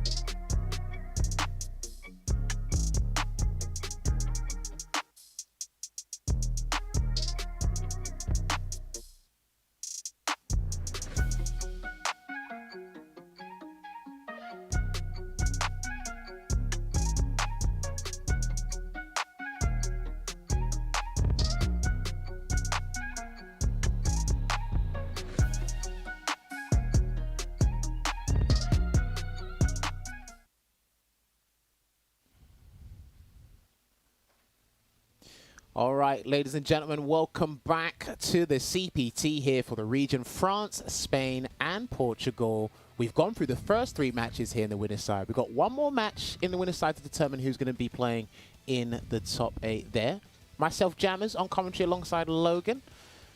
Had some fun commentating those last couple matches, and there's even more excitement to come and even more spotlight for these players to have, because I'm telling you, my favorite region to watch right now. Absolutely. We have one more match to go in winners quarterfinals, and it is going to be Evo champion Luffy against Link Excello. Luffy on paper would be the favorite here, not just for his profile, but also because of the head-to-head history that these guys have had. But Luffy in a bit of a character flux, I think. You know, he said he was going to be using his Colleen mostly today, and then reverting maybe to Mika for some matches that he feels more comfortable in. Link Excello's had a similar sort of situation with characters as well, where I've seen him kind of move around a couple, but mostly Nakali and Ibuki are the ones that I've seen. So I'm looking forward to seeing which characters we're actually going to find out on the screen today. So Link Excello also has dabbling with Sakura, but we might not see that character today. In history, in the previous matches, previous tournaments between these guys have done the Nakali Mika matchup, and Luffy is incredibly comfortable with that one. So maybe Link Excello might try and throw him off guard with the Ibuki. Maybe might whip out the Sakura. But again, Luffy has been trying to train at the Colleen because we've been telling him for years, it's like, you do need a secondary. Mika doesn't quite cut it in a lot of matches and a lot of tournaments. Despite qualifying for Capcom Cup, he's done it by a thread each and every year, right? But this might be a matchup where he goes with our 7-colored bomber. So I'll be curious to see what he does there. But again, maybe his bracket path from now till if he does make it further into tomorrow, you might see more of the Colleen. But right now, I can only see him picking the Mika right now. That'll be an interesting one. You know, I'm really interested to see the character picks. Like, Link Excello is a player that has impressed us over the years in various different competitions, be it offline competitions, be it CPT, be it Gfinity Elite Series. He's impressive in that as well. But yeah, I think the character picks are the most important things to find out here. Let's find out what the players are saying in their player quotes. So let's get into this. I believe in Luffy. I believe Luffy is going to... There we go. I had faith in Luffy. Luffy is one of the finest trolls in all of Twitterdom. He always gets the job done. It will be a tough match. My opponent got a 144 HZ screen. He will react to my light on whiff, because he did speak about that on the internet as of recent, because he was getting advice from people saying, what gaming monitor should I pick up to make sure I can react to everything and anything in Street Fighter V. But let's see what Link Excello has to say. Maybe he lied to us. Maybe he got a 240 Hz screen. I don't know. We'll 240. See. That's even better than 144. I hope to make the right choices against Armika. Good luck to everyone in this top 16. P.S. Please buff Ibuki so I can watch Fujimura's Ibuki again. Heart emoji. Okay. So, I guess he might be going with the Ibuki with that statement? Or I guess that's just a plead, a cry for help? I hope to make the right choices against Armika is an interesting one. Well, I mean... Is he going to be playing against Armika? Therein lies the question. Luffy did say, as we said, he's going to be trying his Colleen out. A character that he started learning, I think, in Season 3. Nah, 4. When we were at Celtic Throwdown. Yes. Yeah. So he's kind of dabbled for a while. Never really felt comfortable to run her at a competitive level as of yet. However, the character is obviously very, very strong. We saw Kawanu take Topanga League recently. You know, she's been very impressive. But it is the Mika. It is the Nakali as well. Okay, here we go. So tell us a little bit about this matchup as it stands this season, Jammers. So it's like this is one of the matchups that hasn't substantially changed from like Season 1. So most of the stuff that was traditional still works there. She can react to the jumps. She can react to the V-skill with the jump-ins. Luffy has gone with V-skill too, so that might be there to help out with the dive kick pressure if Link Excello resorts to that. Again, you can pretty much play cross-court combat with a poke, stand medium kick, crouch medium kick, stand medium punch. But right now it's not really working out there. Gets a regular grab. And kind of hit confirmed there for Link Excello straight into the corner. again, that string is so potent. It's a string that still doesn't get spoken about enough. It's so basic, but it's still strong because you don't want to get grabbed or command grabbed. So he's going to get the side swap with the Rainbow Typhoon. What we got here? Let's see if he can win the game from this. If he gets one clean jump in here, Luffy. Or jump kick with the reversal. Rarely see. It's so strange to see Nakali's V reversal, but a great choice. Had a huge life lead and was able to react to that neutral jump with the big EX to close it out. Zello. It's a kind of hit confirm with the stand medium punch into EX Peach. Try to chase down a back dash. Yeah. Try to chase that down cross counter. There you go. The only thing you really have to worry about is probably the EXDP and the... Well, there you go. And the light one for the throw invincibility as well. But knowing Link Excello, he might not take those kind of risks. Just a jump in nice and clean. I thought he was going to go for the side swap there, Luffy, but he's waiting for another reversal there from Link Excello. And what's interesting as well is because he's going with V-Trigger 1, right? So now you can kind of play around the timer. So if things don't work out for him, that would be great benefit to Luffy. Yeah. Because he can just let the V-Trigger run and it does also mean that he's... Oh my... You see, that's a problem. When you miss your punish on the neutral jump and then just go for the EXDP immediately after a block normal, that's a sign of frustration, I feel. Yeah. Nice. Luffy, a little walk back into the medium punch. Interruption. He couldn't get the counter hit conversion. Link Excello is definitely frustrated after a really, really strong first round as well. Stunned. And that's going to be game one there to Luffy, looking to speed run this. I'm telling you, this man wants to show up. He will. Remember, he didn't have any success in the Intel World Open. He couldn't get through to the closed qualifying stages. Last time round, he didn't qualify for the CPT, I believe, last year. He played in the exhibition against Phenom, but I don't think he qualified. I'm trying to remember now. He lost both times to Vega Patch, didn't he? I think so, yeah. And again, now he's got another chance here because, again, the community... Yes, because Luffy won the vote. It was the vote. Yes, that was it. The public vote. But, yeah. Shout out to Antoine Griezmann and the French government. Of course. Because he's leveled up with the community and the community's leveled up with him. So it's like, again, competition is stronger. It makes him level up as well, but it's evidently become harder for him. So hopefully he can turn things around, not jumping those ground pounds at the moment. He needs to jump to one, but couldn't catch the other. He can interrupt some of the stomp pressure with EX shooting Peach as well, but I don't think you're going to take that risk with the way he's been playing. It's been pretty fine so far. They're going to get that stand hard kick. Another neutral jump blocks the Raging Light. He's going to get unscaled damage here. Straight to the corner. Is Link Excello going to do another one? He does not. He's just going to poke away that standing medium kick. Such a good poke there for Mika. Wait for it. Oh, going to be punished with another poke.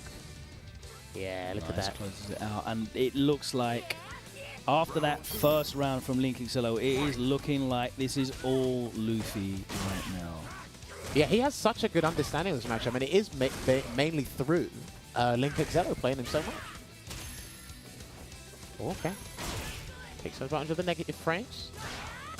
And if Link Excello jumps, it's going to be an anti, and as I say, that cross counter. Spends the bar, okay. I don't think you need to spend it there, but he's backing up. Oh my god, guess the game. What's it going to be, Logan? Oh, that's it. That's going to be the game. Pack it up. Luffy is going to top 8 tomorrow in winner's side. Link Excello still has some work to do. He is going to drop down into the loser's bracket, and we now know what our winner's semi-finals are going to look like. Yeah, so we're going to have Vega Patch going up against Junior Leo, and then we're going to have Akainu going up against Luffy, another classic. Akainu against Luffy. Yeah, that's a real throwback, isn't it? It is, and again, that's another matchup that Luffy will tell you he doesn't particularly like, but again, he's got some of the best mind games in the business. You saw it there. I mean, you'd think as well going into this that Luffy would be preparing to meet Mr. Crimson in that matchup, but he at least has tonight to go over those match notes and check some of the replays and get some practice in, because he is going to be facing Akainu tomorrow in the winner's side in top 8. So let's take a look at this bracket. You can see exactly how it looks. We still have one lone Spanish representative, but at least this time he is in top 8 rather than just top 16. And there you can see Akainu and Luffy. Junior Leo with a big result there getting into the winner's side. That's certainly going to be... Do you know what?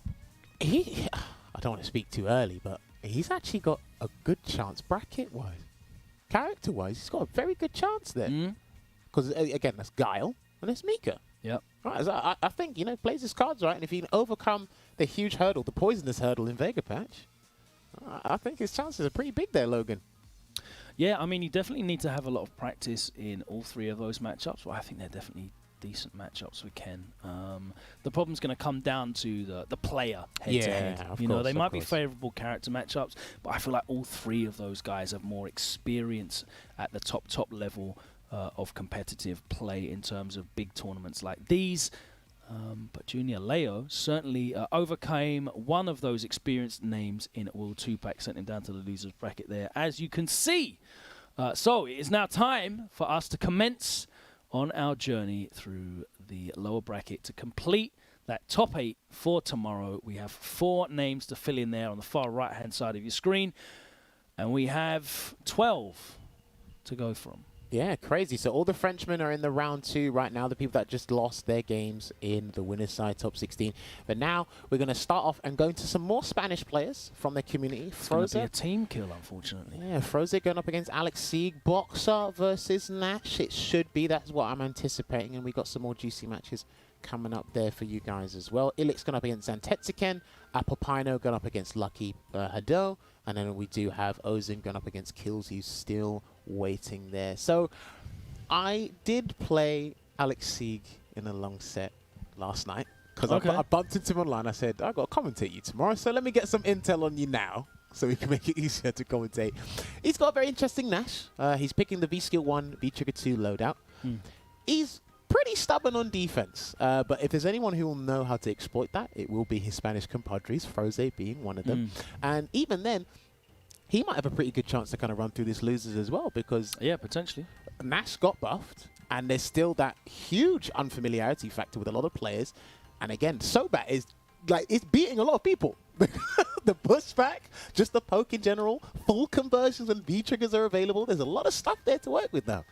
So he's going up against a Boxer, right? He's going up against a Boxer. The only saving grace is that Boxer can just put normals out in that range. That's the only saving grace. He had to fight, I think he had to fight Nasty Nas earlier today as well. Yeah. So I think that was, it might have been 2-1 to Nasty Nas, I think it was, to obviously make it. And I think this is definitely a V-Skill 2 matchup as well. Yeah. Because against slow projectiles, that V-Skill 1 ain't really doing it unless you are desperate for that high-low mix-up. So just charge the turnaround punch, I suppose. But hey, speaking of which, let's see what the players have to say about this matchup coming up. We said it was a team kill, but let's see what the guys have to say. I'll do my best. Froze is a strong player, but I'm ready to do a good job. Damn. Should just said Nash is buffed, but he still doesn't land that touch of death combo. Please give him more damage. Someone should have said that.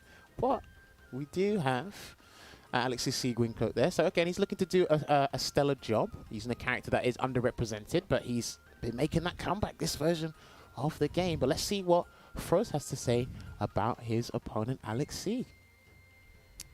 It sucks I have to fight Alex in the first round. Good luck to him. And Arriba Espanita? Yes. Did I pronounce that right? Well, I think they'll take that. I think they'll accept that. Judges call? Yes, yeah, that was right. That was okay. Okay, I don't know. No, I'd probably give that a 6 out of 10 as a first try, but hopefully that means well. It certainly does suck that they have to play each other in the first round. Out of the 4 players that are representing Spain, 2 of them have to play each other in an elimination match at that as well. It happens. Not a huge amount of representation for Spain, but at least there's more representation for Spain than there is for Portugal in this top 16. So they can take solace in that. But as we said, a nation that once was far more active is now once again growing, and hopefully we see many more Spanish players emerge through competition. He's gone with V-Skill 1, Logan. He has gone through V-Skill 1. I'm here ready to be proven wrong. Akainu proved me wrong, and I'm happy to see it. I'm here to learn as well as call. All right, there you go. I'm getting up. I'm taking my headset off. That was perfect. That was actually perfect. Thank you very much. You also have to remember as well, he can also change the trajectory of, the timings of his second EX Sonic Boom now, because that buff he got in Season 5. He can literally change the speeds up, which can mess up the V-Skill 2 as well. But as I say that, he's getting steamrolled, Logan. He's stunned, he's put in the corner. The one thing Alex Sieg likes to do on defense is a jab into a crouching media kick trying to activate, but he did not get the chance to do that. So if you can find out his defensive habits and make him prioritize throwing you over pressing buttons. Oh wow, he threw him out of that. Well, Frozen messed up his punish there. Another V-Skill worked out. Good poke. Yeah, his medium kicks are pretty darn good. Stand medium kick, crouch medium kick, forward medium kick, the Sobat. They're actually pretty good punch for him in a lot of his matchups now. Nice! Can it confirm? Try to chase down a V-shift with that. There we go. Just being very stubborn at the moment. No throw bait. Again, look at them just swinging for the hills right now. That's +2 on block. That's fake pressure. Good V reversal. He's off here again. He's got to be careful. Got all of the resources. He's not going to need to use them. Burns the one to get in. What happened there? He just got hit. Got hit? Yeah. Just F-word. Try and get hit left. That was low. Oh, I don't. Was that? I swear that was like Idom's quote as well. I'll try not to get hit. I'm just going to hit him more than he hits me. So he spent the bar on the CA. I don't know. I think he could have saved that, but if he wins this round, I'll have to shut my mouth. He's still again. It's a hard read, I guess. You know, the hard read can pay off. No punish, too far away. I think. Oh! All right, he's going to activate. He's going to go for the reset here. Yeah. Chase down a V-shift. That's what he's been trying to do. He did that to me yesterday as well. And he's going to inflict an abundance of stun here and reset for the game. Yeah, he's trying. Puts himself in the corner, and that is a big mistake. There you go. Oh, you reach. And Froza will teach. So, as you saw there, some of the V-trigger too. So there's a brilliant stun sequence that stuns pretty much the majority of the cast. But if you're going to V-shift, his EX moonsault will chase you down. He gets the can it confirm. He was doing that last night, and I think he relies on that too much. It's a really good option though, because it maintains plus frames at least. Yes. If you early tech, if you backdash. It doesn't catch the backdash. It doesn't catch it. It doesn't punish it, but you still maintain plus. Yes. If you late tech, it blows you up. Yep. And if you V-shift, it blows you up. So it's not like a terrible read on his part, and it just allows the Nash player to continue that pressure. You should probably just take the throw in that situation. Yeah. Because if you see 2 EX bars and that V-trigger 2 flashing on Nash's bottom right-hand corner there, that's -5. It's going to do a choke. He did the wrong move. That is -5 on block. A lot of people don't know that, so it's a bit crazy. All right, there we go. Gets the soul back, closing it out there. And I think Barrel's one of the characters that has a pretty difficult time dealing with that. He has to micro-walk and like steal a frame or two to try and counter that there. Dash up throw there from Alex C. They get the plus frames into the grab. Just put him in the corner. And again, Nash is one of those characters where his frame data is actually annoyingly good when he's got you in the corner, because it's like, damn, you actually have decent frame data. Uh-oh. Watch counter. He's going to close the gap. He's trying to jump again. No anti-air there from Froze. Let's check. Good anti-air. That's what he's going to be looking for from now on. So Alex C should probably be trying to throw him. That's going to be plus on block. Another +2 situation. He challenged there. Yeah, interrupts, -2. Okay, he's out of the corner now. Misses oh dash no, straight. misses the input. The reversal's out, and he makes it -2 anyway. And another throw there from Alex C. Trying to check it. Yeah, the slow one. It's a hard read. Nash wins. I think he should probably be trying to mixing up with the taps as well. I think with that. I don't know if he's that's muscle memory for him, but he's just resorted to the V skill too because it is the easy way out. It is the easy way out. But again, just mix in and implement that turnaround punch, and then that will not be an issue for you. It's why I do like the V skill 2 in this matchup as well, because it gives him, like, he still has access to the turnaround punch, but also when there's gaps in the strings, or just, you know, a lull in neutral, it allows him to throw out the straight and just be plus and make Nash have to be on the back foot, because a lot of the Nashes now are playing like the characters like a hit and run kind of rushdown character more so than any kind of zoning or keep away, which I think fits in more of his design, to be honest with you. He tried to V-skill that. Yeah. But obviously Boxer's really good against characters that want to nip in and out and try and pressure, because he's just so good at controlling that mid-range space. Yeah, because you're always going to be cognizant of the dash straights. Good check there from Alex C. And then you're going to be wary of getting crush counted. And this is going to be another reset. Oh no, he's going to finish the combo. And he's trying to chase it again. He's trying to chase him down. Just waited, yeah, and he doesn't want to take the plus frames either. But that's it +2. does last ages. Another +2 situation. Gets the overhead. He's got the life lead, but it's going to blow up here. Minus. He's going to walk away. No one's got any bar right now. And he's going to activate the V-trigger. It's going to be set trigger. Point for Frozer.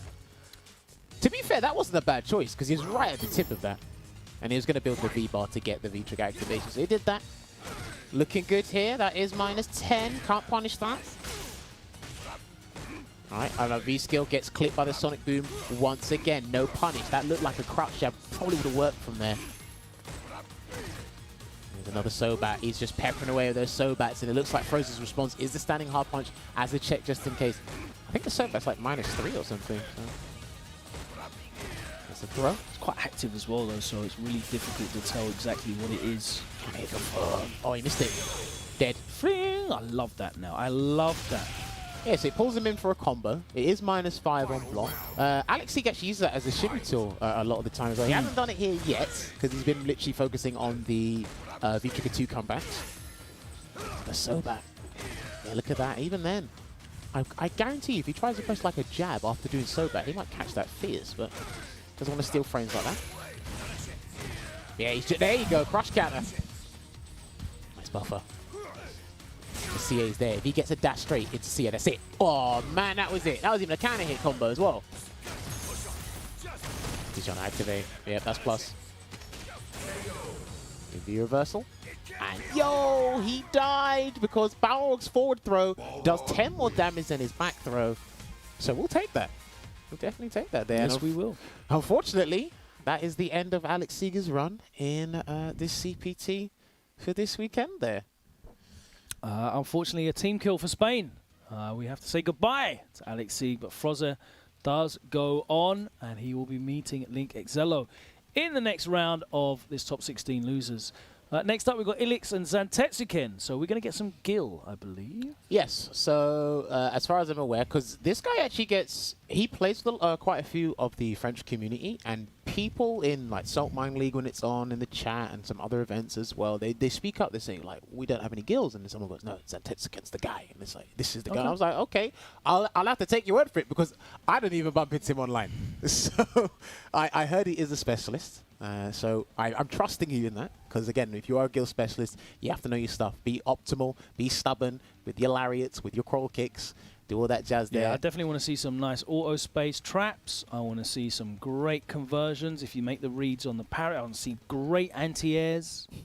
And I need to see some V-trigger nonsense. They're the things I need to see, absolutely. That's it there. And his opponent, Ilix, we should be expecting Guile, but he does have a pocket Ibuki if need be. I don't think he has been like active at all in terms of online tournaments. Okay. You see him once or twice in like online like ranked matches, maybe a lobby, having some sets here and there. But I guess, you know, CPTs are having a chance. Prize pool for a top 4. Automatic qualification spot for the winner. Why not take your chances? So Yeah, well, he's here, top 16. Admittedly in loser's side, so we'll find out how it goes. We've got Ilix and Zantetsuken. Let's get into the player quotes. Find out exactly what these players are thinking. All right, so we're going to have Ilix first. And Tetsuken became stronger during the last 3 months. I'm glad to fight against him as he is a good friend. I think Gala has the advantage against Gil, by the way. Who doesn't have the advantage against Gil, Jammers? Maybe Urian? I don't know. Maybe. If you listen to Nemo, what does he know? What does he know about Urian? Does Honda still have a hard time against him as well? Possibly. We'd have to think about that one. But yeah, the list isn't long. Yeah, Anyway. don't worry about that one. But let's see what Zantetsuken has to say, because again, this is a pretty big deal for him here. So, Sonic Room. Excellent. That's more akin with the the kind of comments I want to see. Luffy, you did well. Zantetsuken, that's more like it. I want to see, let's get a little bit of character, a little bit more absurd in them as well. Remember, come back tomorrow, do the job. I want some excellent player quotes tomorrow, guys. Just get one chance. Let the people know. Let Capcom, let the stream team, let us know how you feel about the game. No, don't do that. Just be ridiculous and say that your opponent is I'd give free. you a sentence, and then I'd probably just cuss out Ed or Alex. Okay. That's what I'd do. I'd do something. Say, my opponent's great, but... Okay, we are going to get Gil going up against Guile. He's using their Nemo color as well. He's gone with V-Trigger 1 Primal Fire. Okay. Yes. I know Nemo's been going back to V-Trigger 2, but it looks like, again, from Season 5, a lot of the Gil players just stuck with V-Trigger 1. Even with V-Shift, though, doesn't that make a kind of redundant? Anyway, it doesn't matter because he's using Primal Fire. V-Trigger 1, V-Trigger 1 for Ilix. Oh, there we go. Already done the parry anti-air right off the bat. Goes for a back throw instead of a forward throw. Okay. guess he wants the real estate to work with right now. And it's interesting how Elix has gone with V-Skill 1 instead of V-Skill 2. He usually goes with V-Skill 2 like in a lot of his matchups, so I guess he just feels having a Sonic Boom with extra durability for the Pyro and Pyrokinesis, I suppose. Take that sweep, double dash in, build some stage control. What a delightful parry that was. And then there is the step kick. Perfect spacing from Zantetsuken. Great awareness. And a very impressive first round. Do you know what? He barely spent any bar that round. Yeah, we had as well. everything. I think we had everything in that round as well. We had a delightful parry into a combo. We had a good anti-air. You know, all of your favorites from Gil. Just waiting for a big trigger combo. All right, gets a clean jump in there, Elix. He's going to have to be a little bit more stubborn. Gets that break there. That should be good intel for him the next time he gets in. All right, going to activate. Play it safe. He's got to be careful of those booms because that flame javelin will come out and it will beat your projectiles. Another parry, then he parried into jab instead. But he's going to get a big combo here off the crouching fist and get a little bit oaky from the situation logo. Flash kick? Nah, you're dead. Yeah, you're dead. You're dead. You're dead. You're dead. Don't do that. Please stop doing that. I don't I don't understand. Never jump back in the corner against Gil. Never. Literally only if he does late throw. That's it, right? Or just some ridiculous delayed thing. Even then, when people are shimmying, you jump forward. Because if they commit and see that, right, you're going to get the cross up. And even then, he had to change up his thinking to go, I have to parry that now. And he wasn't thinking about that. Please don't jump back in the corner. Please, no. 1-0 here to Zentex again. That stuffed the crouch fears completely. We've got the whiff punish on the bazooka knee there. This is a lot better from Elix. Step kick, beats out the start up. Just has to wait a little bit. If he finds a range where he can make the knee drop whiff, or even the core kick whiff as well, and just throw booms from that range, he should be alright. Nice conversion. Looks so. The reversal didn't need to do that, but I guess he wants the real estate. Yeah, good thing about Garl's V-reversal sends you flying all the way off. Oh my god. You actually might. You might be dead. Yeah, you might be dead. You'll probably. Is he going to stun him? No, he's stunned. He's stunned. Yeah, he's dead. He's dead before he's stunned. I'm so glad it's you and not Ridge. I love combos. Yes! Ridge would have told me he's dead. I would have told you he's stunned. Ridge would have told me he's dead. Shouts to Ridge. Oh my god. Why is it the Garl players that get blown up today? I knew he was dead, but I thought he'd stun him first. Yeah.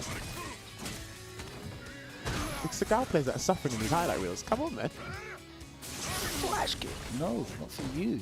Sonic Boom. Close the gap. Try and get a little bit of Oki there. What is that target combo? He's done it twice now. I think that's like -3 or something. I'm pretty sure it's got to be at least -4 on that target combo. Because he's done it twice and he hasn't been punished for it. It's -8. Yeah. I knew it wasn't safe. Yeah. And yeah. So you can get a crouch pierce after that then. Alright, gets a grab. He's going to try and play it safe here. Good anti over the flash kick. He has no way he's going to cross over from that. And let's see, next hit will win it here. Konzan Tetsuken. We're going to go to a final round in this game too here, Logan. Yeah, Elix saving a set point here. Still in the tournament. Holding on by his fingernails. He's got to be careful, like, again. Oh, he's going to spend it. Do you know what? I don't blame you. I don't blame you. You can actually play a little bit of a fireball game from here if you wanted to. Yeah, I mean, there's no way that he's not going to build up a bunch of EX meter for the rest of this round. Oh, nearly got the whip punish with that crouching fierce there, but he's actually been having huge success. Great mileage from that crouching medium punch.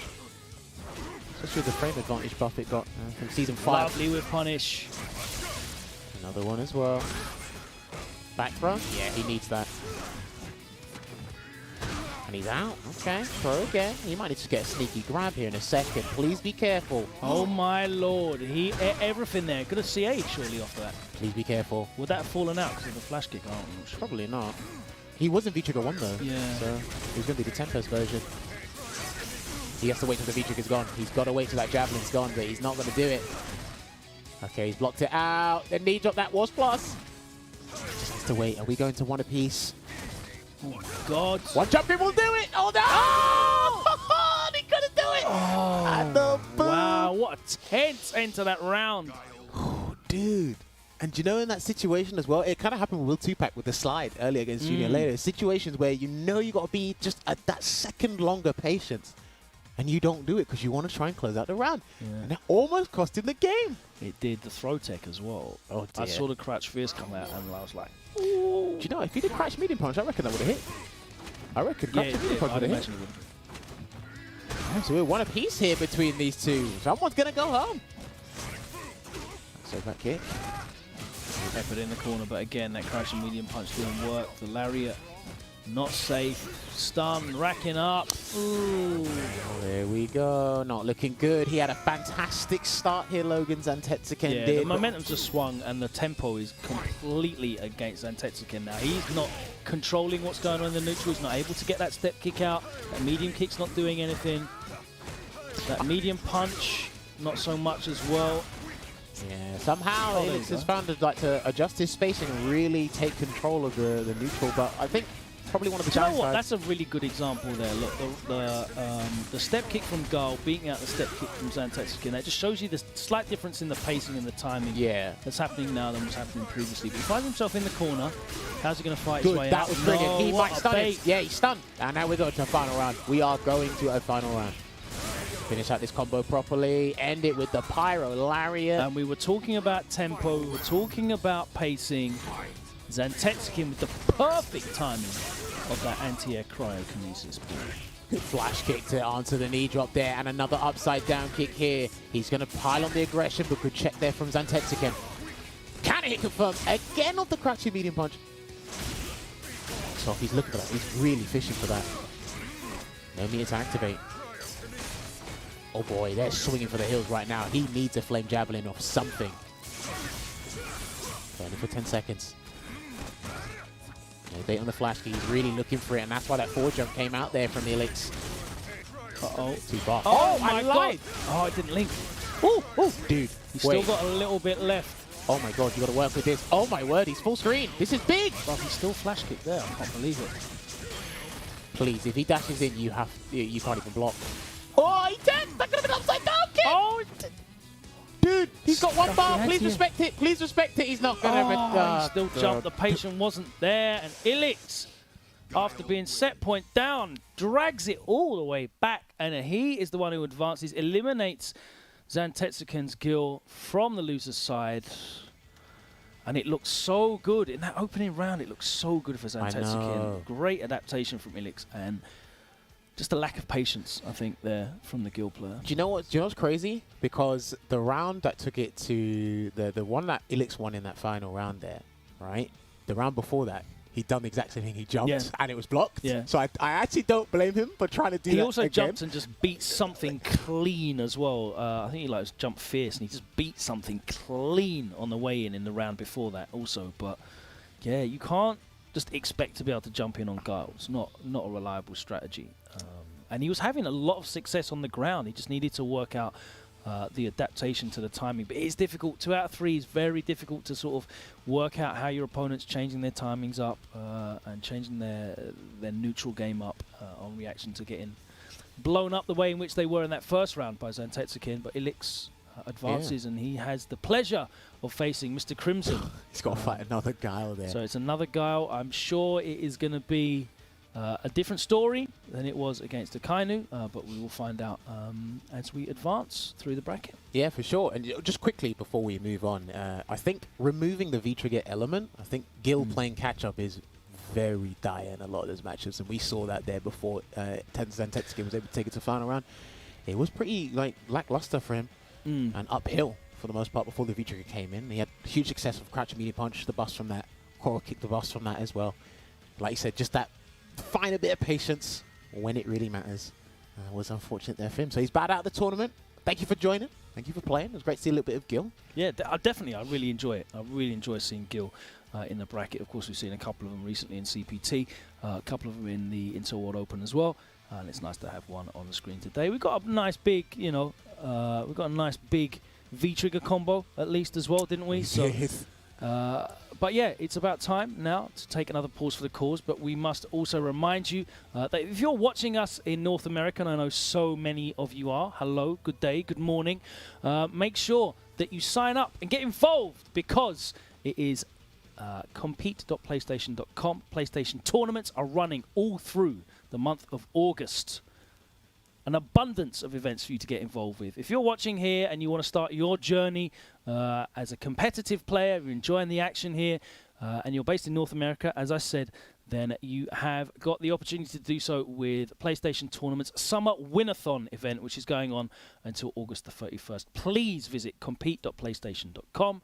And you can sign up, get involved in some Street Fighter V tournaments. For sure. And do not forget, guys, there is an authorized Street Fighter mobile game that is out. Shouts to Top Joy and Duel for putting this together. It is available for download in China, and there will be a global version coming soon. As Logan said before, to reiterate, you can follow characters like Ryu, Chun-Li to explore the mysterious organization and experience the classic stories with all your fighters and recall all your memories from the original Street Fighter. You got stuns, canna, combos, supers, you name it, it's there. An impressive array of fighting elements and the innovative multiplayer combo offers you a new battle experience challenging your strategy and control. There's a variety of PvP gameplays and tournaments with in-game rewards that will definitely inspire you to fight there. Do not forget, it is available in China now, and there will be a global release soon to be announced and coming very soon. But as we said, we got to take another esports break. But when we do come back, there's going to be more action from the players here from the France, Spain, and Portugal CPT. We'll be back with you shortly. Time to fight, time to fight. Never give up, we won't retreat. The ones who stand up turn to feast. So fight, time to fight. Glory waits for those who fight. We unite, we are street fighters.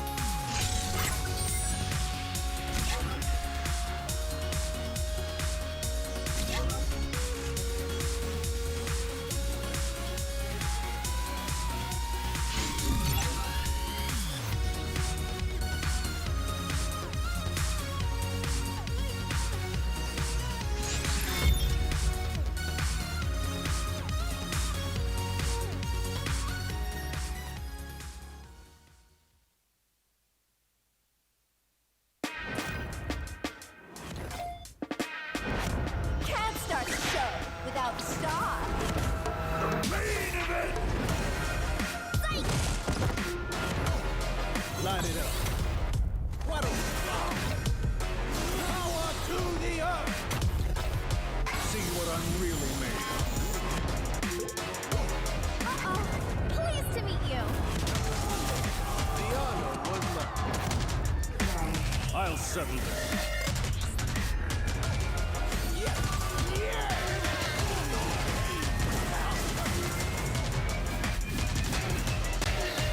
I'm shaking here. Bow down before my psycho power.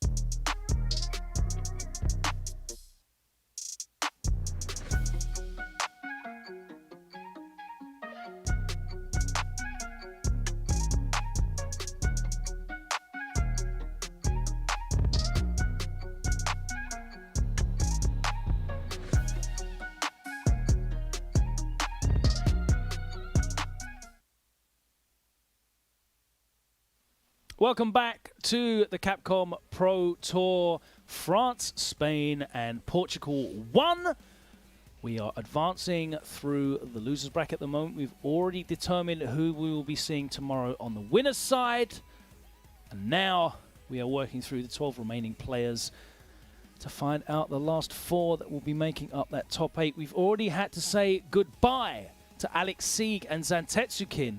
We are going to say see you in a bit to Apapino and Lucky PC, because we are going to be moving on to Ozen versus Kills You and coming back hopefully to Apapino versus Lucky Hado.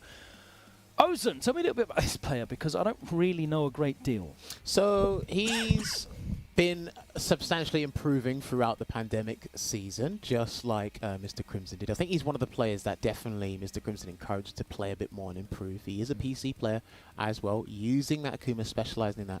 And he looks up to Takamura a fair bit in terms of understanding the character, playing him at the highest level, developing new tech as well. He's a very competent Akuma in that. I remember F-Word commentated while you guys were doing the closed qualifiers in Poland, we were playing an Assault Mine, and he beat me 2-0 in one of the opening rounds. Okay. Again, he's pretty damn good with the character there. And he's had some great moments with him that he's put on the internet as well. Hopefully, he can kind of live up to the name there, because, again, this is a pretty big deal for him. I think he's pretty young as well. I don't know his age specifically. Oh, I love that. I believe That's he's cool. pretty young. Kind of maybe similar, a couple years older than Kills You, because, again, Kills You's another young player. Kills You's mad young. But mad talented, by the way, at multiple games. And I don't mean fighting games as well. He was initially sponsored as a Pro Evo player. Yes. And still manages to compete at the highest level. As you said, qualified for the closed qualifiers for IWO through France alongside Mr. Crimson, which was a pretty cool thing to see. And he has been, ever present. When he's had the opportunity to compete in majors, it's been a pleasure to have Kills You around. He's really stepped up in the last couple of years, which is amazing to say, because he's really, really young anyway, and we just are watching his progress all the time. He's here in Losers Bracket. Do you remember who sent him to Losers? I didn't actually check that. I'd have to double check. Yeah, pull that up if we can, because I'd be very interested to know who the player was that actually sent Kills You to the Losers Bracket. But we're expected to see Karen here, and he's going to have a lot of experience in the Akuma matchup. Who was it? Link Excello? I think Excello. It was Link Excello. We're expecting to see Karen. He's going to have a huge amount of experience in this Akuma matchup, not only because, of course, you got Takamura in the region, but there's an abundance of very good Akumas coming out of France. There's a lot of, competent Akumas across Europe in general. It's not going to be a character he's not going to have a strategy for. So I'm really looking forward to see Kills You showcase some of that ability. I'm a bit surprised that he lost 2-0 to Link Excello, though. I don't know. Some of the players did say that they've been on and off with playing and being actively match fit for the game, and probably Kills You is one of them. Remember, like we said before, he's not sponsored just only for Street Fighter. He's sponsored for another game, so maybe had other obligations elsewhere, or maybe just took a little break, because sometimes when playing Street Fighter 5, get a little bit of break, because this game can be stressful at the highest level in all shapes and sizes for any environment playing this game. But I want to know if we got the player quotes ready for the gentleman here, so we can see what these guys have to say. Yeah, please. Let me find out a little bit about Ozen and his personality. What's he saying? I'm happy to be able to participate in the top 16 CPT, because for me, it is the first time. He does look young, doesn't he? I expect a result like this, and it motivates me to continue. That's actually really good, though, for people that are aspiring to be a pro player, at least be a competent at the highest level, even if it's not their main occupation. You know what I mean? It's like, okay, cool. I'm not sure how much that's been lost in translation, so I'm not going to put too much into it. But I expect a result like this is the sort of thing I want to hear. Okay. Okay. I want players to know that they deserve to be in top 16s, That's what I'm here for. Not like, oh, I'm so happy to be here. I hope I can do well. I just want to put a good showing, and I really respect my... No! I should be in top 16. I should be in top 8. That's where I deserve to be, because I've put in the work. I've got the talent. I've got the ability. Love that stuff. Ozen, I like you. Carry on. Speaking of talent and ability, let's see what Kills You has to say. Will it be the complete opposite? I think nothing of it. I just need to win. The young generation in France are stepping up. These are my guys. Winning mentality there. Literally short and sweet, straight to the point, as concise as can be. He thinks nothing of it. Just needs to win. He loves it. You know he loves it. A little bit of Karen here. Just think nothing of it. Just need to low forward all my opponents. Take them to the corner, a couple of grabs. Sweep activate. Akuma, what's that? Had that for breakfast yesterday. But we'll see how this one pans out. It should be Karen going up against Akuma. Kills You does have the Mika. But again, Okay, I didn't know that. that's his pocket character. He's been playing Mika for a fair bit. He did dab with other characters like Poison. I think he tried Rashid at one point. I could be wrong about that. But again, I'm mostly known for the Karen and the Mika gameplay. And he should be, again, like Logan said, there's a huge familiarity in the French community with a character like Akuma. Because at one point they were all there full force. Luffy and the others were practicing a fair bit. But we'll see what Kills has to say. Remember, it is a first to 2. And he was in the top 8 CBT last year, wasn't he? It's loser's side, I think it was. That we saw. I think we did see him Sounds there. right. Yeah. Can't remember if it was against Mopalapa or Hurricane. It might have been Hurricane. I think it was Hurricane. Let's double check. Ozen Sama. Oh my Big god. jump in. Bad start. Straight to the corner off one touch. Oh no, he started. Oh my god. Wow, bad Make it stop. Make it stop. Dude, you have the lowest health and the lowest vitality in the game. You do not want to be starting rounds like this unless you even get activation. Back throw, not dead yet. Too far for the fireball to connect. To get that V-trigger. It wasn't in proximity for the V-trigger to get that trigger. And that is going to be an EX Tenko for round 1. Fine start, only 24 seconds transpired in that set there, Logan. And he rushed straight back in there, Kills You. That's into a fireball. I think that's what he's trying to stop. He might have been trying to do that, but he gets confirmed. Into the corner, another throw. He's in the corner again. Oh, it gets out though. Cancelling into fireball a lot. Gotta be careful with some of those strings. Oh, I can challenge that. parry. Direct to the cancel. Yeah. Thought he was going to parry, but he didn't. Early Resenta. Oh, this is big. Oh, he tried. Oh. Do you know what he tried? Probably, there's a gap in between low forward to Gorenken. So he probably tried a V-shift, XDP activate. He tried something. Because there is a gap in between them. Counter hit, right? Yeah. No, he didn't. He just tried. Just normal hit. Just normal hit. So Yeah, maybe he was going for a V. I don't know what he was going for, but it didn't work. Horrendous start. I'm going to be blunt with you. That was horrible. that was Please, if you play a Shoto with 900 health, don't throw a fireball round 1 fight.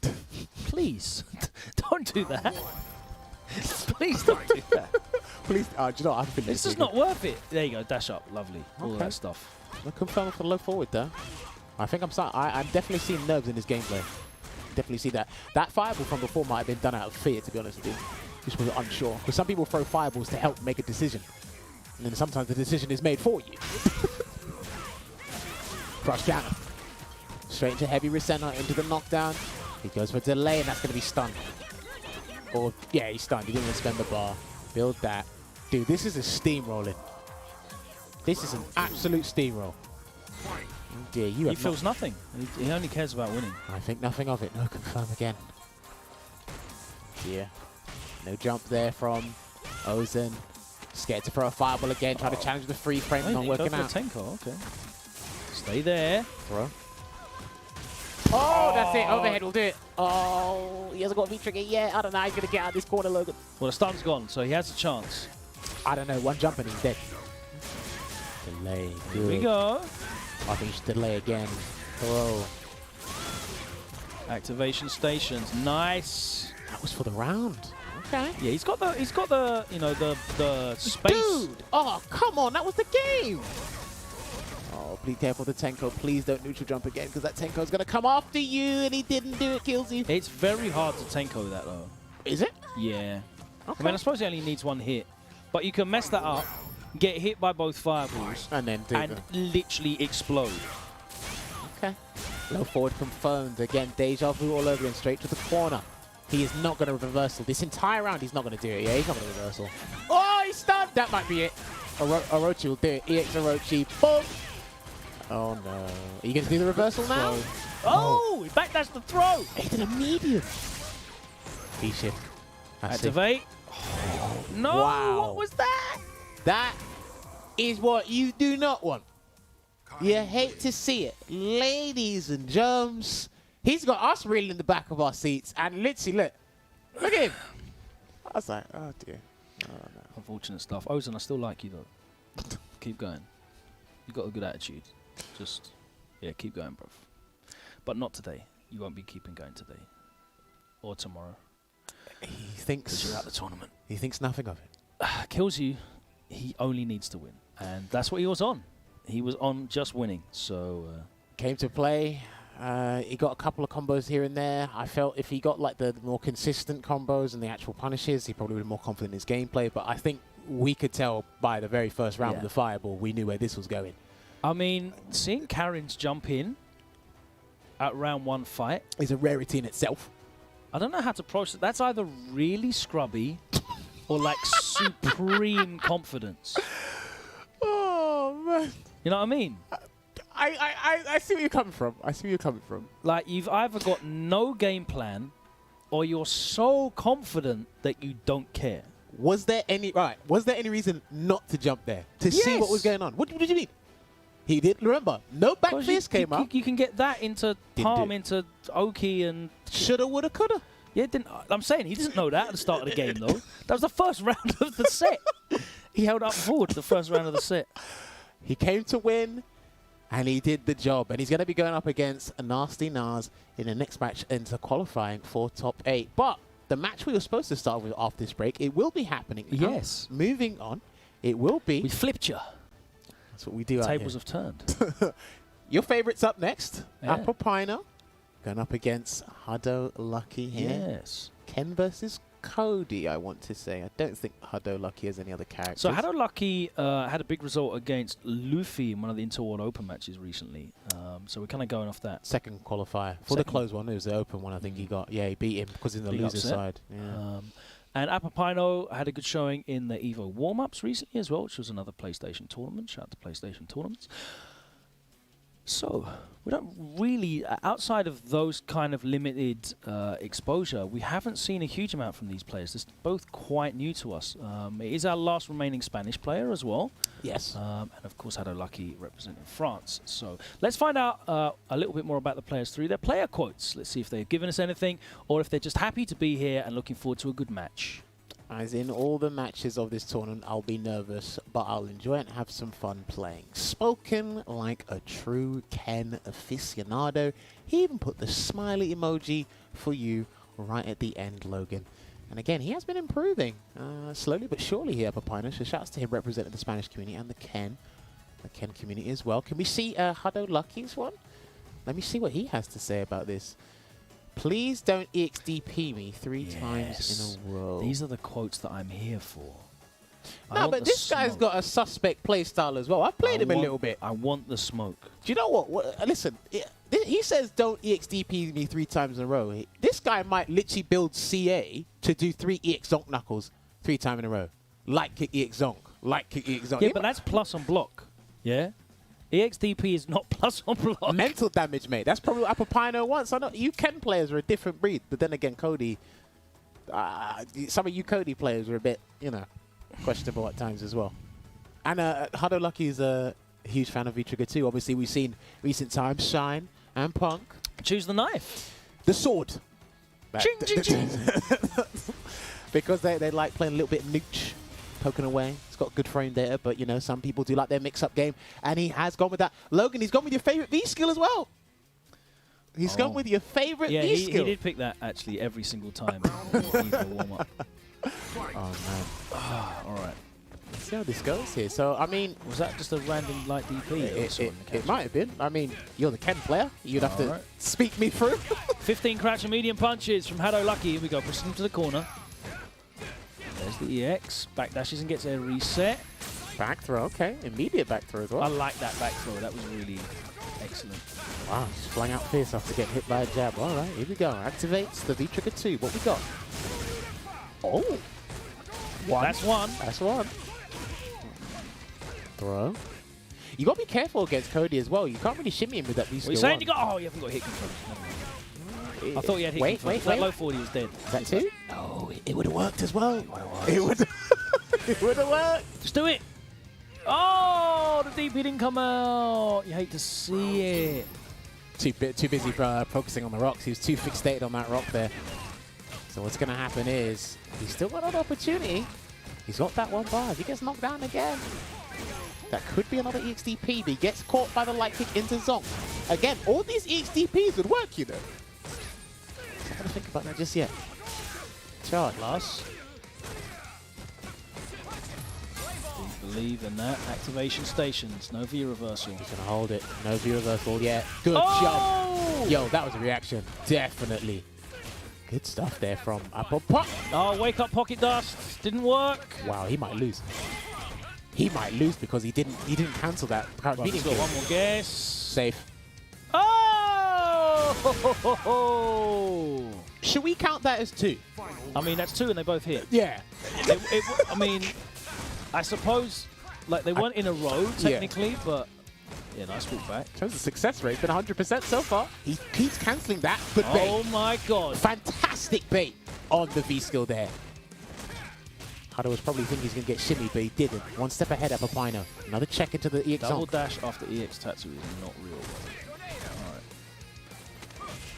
Go on, just trying to close the gap. Dashes up, gets a back throw. Just a back throw. I'm not sure about that, but he put himself back into the corner. There's a punish as well. Hold on, he's not going to be in the reversal. corner, he can't get out. You got to hold this. Oh, he got clipped. Not Where do you stunned think you're jumping out? Nowhere. EXDP would have worked. Just thought I'd let you know. When does it not? Oh, man. Crazy first game between those two, by the way. And again, I think what we're seeing here, more so on Apopino's end, the defensive choices, because I'm seeing a lot of strings going into EX Zonk, and he's blocking the first normal, but getting hit by the Zonk afterwards, which is making it get the knockdown, which makes Cody eligible for some Oki, and it kind of steamrolls from there. Good bait on the V-skill one, though. I really also like the call-out, by the way. Yeah. Because he got the jump out on the command grab in the corner in the first round, and then Hado Lucky shut the door on him and kept him there, got the stun the second time round. So good stuff from him, adapting. Kind of, but the thing with Ken is you're always going to be twitchy against Ken because the threat of that EXDP is there. There's a reason why he put that in his quote, because the threat of the EXDP is always there. Doesn't matter if it's Momochi, Chris T, or Shin Hado 365 on PSN. The threat of that EXDP is always there. He is beating him up in the corner. Okay. Now, there's the grab. Doesn't get the perfect timing. It's Sweet, I like that. That was fantastic. Missed time to wake up though.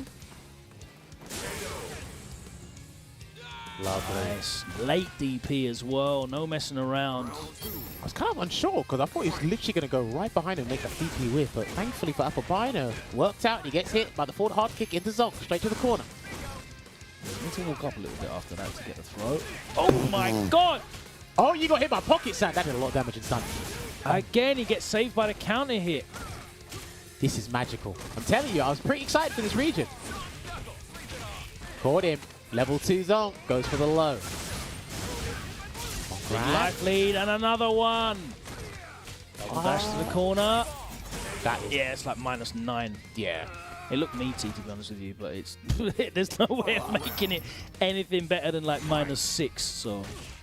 Alright, well, he's still got the meter advantage here, and he walks up and goes for the target combo straight to the corner. That screen carry is amazing with that V-skill too. No delay tech from Hado Lucky, but it doesn't matter because Apopino. Dude, this guy's coming through. A man on a mission. A new definition of aggression. Oh my God, he dude. just mashed jab and he's still got the dust through there. Fucking sad. It doesn't matter about your strings being airtight. Are they dust tight? Hold on That a doesn't make sec. sense because dust tight. Of course. Don't worry, I got it. I got it. Airtight's obviously tighter than dust tight. Oh, he got him again. Ah! Wait, one more command. Oh, he can't get the perfectly timed one. What's better than Wake Up EXDP? Wake Up CA for the chip. He only had one decision in his mind. He woke up and he chose violence. He had 3 bars. He did. And there's not really any, there's nothing Cody can do actually. I'm not saying there's nothing. He was already committed to something. Yeah. That was chip. No, but I'm saying that he was no, because he probably could have reacted with V-skill. V-skill 1. Let me try it later and I'll get back to you. I'm thinking he could have done V-skill 1 if he wasn't committed to something already. If you were reading the situation, the stars align on a Thursday evening in 2045. Maybe not on this stage though. Maybe not. Maybe in Temple of Ascension in round 3. Okay, try to do dash up back throw there. Again, you can tell how much these guys want this to qualify or progress to the next part because look, these guys have been slugging it out. Back throw him. Oh! Tried to keep him there again with that medium kick. Nice! When you get the right spacing, that front fierce anti-air with the type is actually pretty damn good against Kenzie at start 2. So the cool thing about V-Skill 2 is you get all that damage mid-screen, right, all the time. But when you get to the corner, you actually lose out on that. Dude! Oh no, not quite! Don't DP. Oh my god, where's the DP that time? Where was your god then? Look at all the flashing colours in the bottom left-hand corner. Do you know what's crazy? He's caught him with dash command grab numerous times, and he only jumped out of one. Checked him again. Oh, wow, nice. He might need to throw that out more often, you know. Just kind of stop that pressure or that threat of the exam. That was beautiful, by the way. Flicking out that light kick. That was the count of the V break. He recovered in time. Gets a grab. Can he get another one? Yes, he will. Oh, so kind of like an option select. Yeah, I think that's what they do. Throw. Maybe another one? Yeah, he does. Lovely. Oh, my days. And there you have it. Oh! Dude, okay. I was like, what will you do? That was a taunt, right? No, that's him finishing his animation to the move. Oh, so he just let it finish. Yeah. Okay. So Cody has a lot like of taunt. I know he's got a lot of post move animations, as we saw from the designers at Capcom. Appreciate those little touches. We rarely get to see them, which is why I didn't know that wasn't a taunt. What is Cody's taunt? Is that the? I think it was. Damn, I can't remember. I actually can't remember. I don't get to see taunts these days. Well, I wish taunts were a little bit better because they're really slow. Like yeah. I want to get my jump in combo from the stun, right? But I also want to taunt. No, that's fine. Like a faster taunt would be better because then I just wouldn't have to see people do this on the stick or the this on the pad. Well, you know. Obviously, Akuma gets an OTG of his, yes. And in SF4 you had the selection of 10. Now you just put with the 1. Yeah. You Street Fighter 6, give me like faster taunts so I can get the taunt in before I get my jumping combo on you. I'll take that there. So that means Apopino is out. So literally, Froze and Vega Patch are the only 2 Spaniards left in this entire bracket. But again, Froze has the opportunity to qualify for the top 8, but he's going to have an uphill challenge here in Link Excello. He lost to Luffy, wasn't too happy about that, and now he's going to be going up against a Boxer here. So this is going to be a pretty interesting match to see. But yeah, commiserations to Apopino for joining us.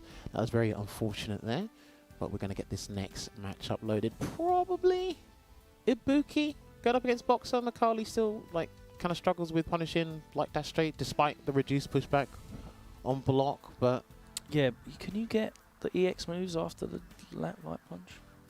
I can't remember. Maybe the stomp from the range. It's the range, isn't it? But it's more the. I mean, Nakai's going to have a significant problem in the neutral. I feel against Boxer, right? Because of the choice of buttons.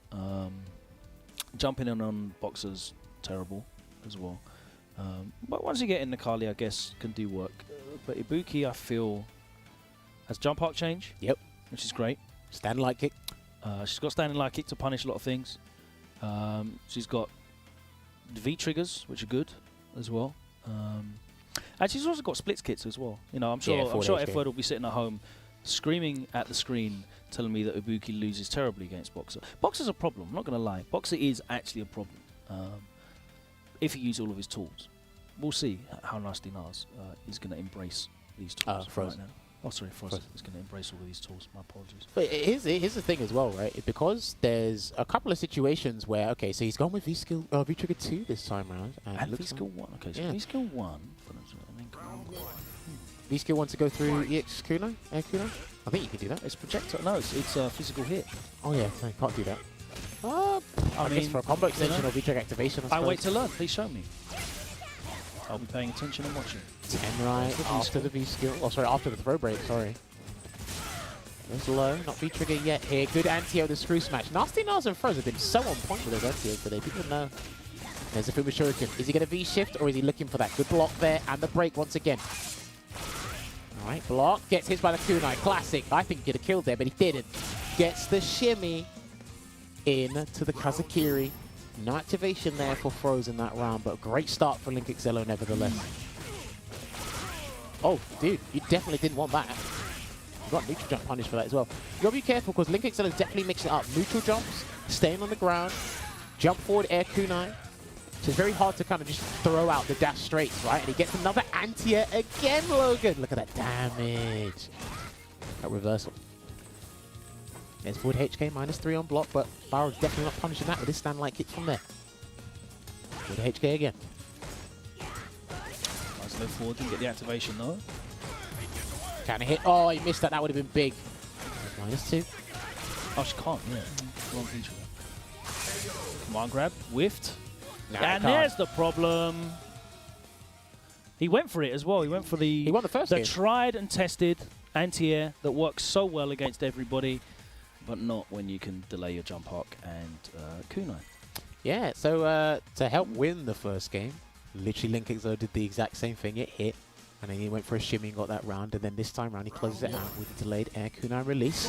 Goes out there, and again, against a character like Boxer, it is literally ingrained into your mind. Yeah, exactly. It's really good when you can punish someone for doing something that's so fundamentally sound and drilled into their muscle memory as well. Yeah, Psyche. Good jab check there. And do you know what? He's had pretty good answers to Link Exo's neutral jumps as well. He just hasn't been able to keep him in the corner when he's sitting there. Link Exo's defensive choices have actually been pretty magnificent, I will say. That's going to hurt, yeah. Meaty throw. Gets rid of the dash up. Activate. Will he use the command grab? But not quite. I would like to see him use that command grab. Oh my word, the kunai release hits him. What side? That was horrible. That's it. And he's in V-trick as well, so he couldn't V-shift. He had to block. He was forced to do that. And what that's done, because he guessed incorrectly, is that's put Link Exello at match point here. This has been another speed run. What Luffy did to him, he's trying to do to Froze right now. 10 right to the corner. The overhead, but it's safe, so it doesn't matter. He is pressing all of the buttons. He's trying to buff for something. It's just not working. Yeah, it's just command dash. Dude, he's still like swinging for the hills here, and he's going to land the CA, and it's going to be up close. He's going to get extra 10 damage here. That is hella frustration. If he gets a clean, if he gets a clean hit in the Fuma Shuriken, this could be it. If he gets his right, that's the game. Yeah, that's it. Thanks for playing. Link Exello getting the job done in workmanlike fashion. Froze is out. Link Exello advances. That was crazy. Again. I mean, it was pretty straightforward, wasn't it? For him, it was. I think, again, it just started off as a decent start in that very first round, and then as he was losing and it got closer to Link Excello's match point, we saw a lot of frustration, the medium punches, the stand fist. Look, the pinnacle of it was the CA, and that's probably the biggest damaging combo he got. And that was just out of frustration. That was basically a wake-up DP. You get the opportunity there, but again, to no avail. Unfortunately, couldn't qualify to be another Spanish player in that top 8. So he is now bowed out of the tournament. So Link Exello finds himself in the top 8. So now we only have one Spaniard left in the bracket, and that is Vega Patch in the winner's side. It is indeed. The remaining matches we have here are for the Frenchmen. All French bout. Mr. Crimson going up against Ilix. That's going to be Dalsin versus Guile once again, probably. Will Tupac going up against Hado Lucky. Lucia going up against Cody. And then, of course, our last match to close out the day will be Nasty Nas going up against Killzu. I think those two played in the closed qualifier, or maybe the open ones for the Intel World Open that happened not too long ago. So that is going to be an interesting set of matches to close out our day. But we are going to be having another break, I believe. But when we do have that break, I think we do have to, we got to do this thing first. So do not forget, if you are watching from North America, there are tournaments happening all throughout August. Please go and check out the link, compete.playstation.com, and find further information there on what you can do and compete, because it's a great time to do it now that we're online. More opportunities for people to compete and play in, more prizes to be won. I like how they've got the palm trees there, so you know that it's definitely summer. Well, of course, for sure.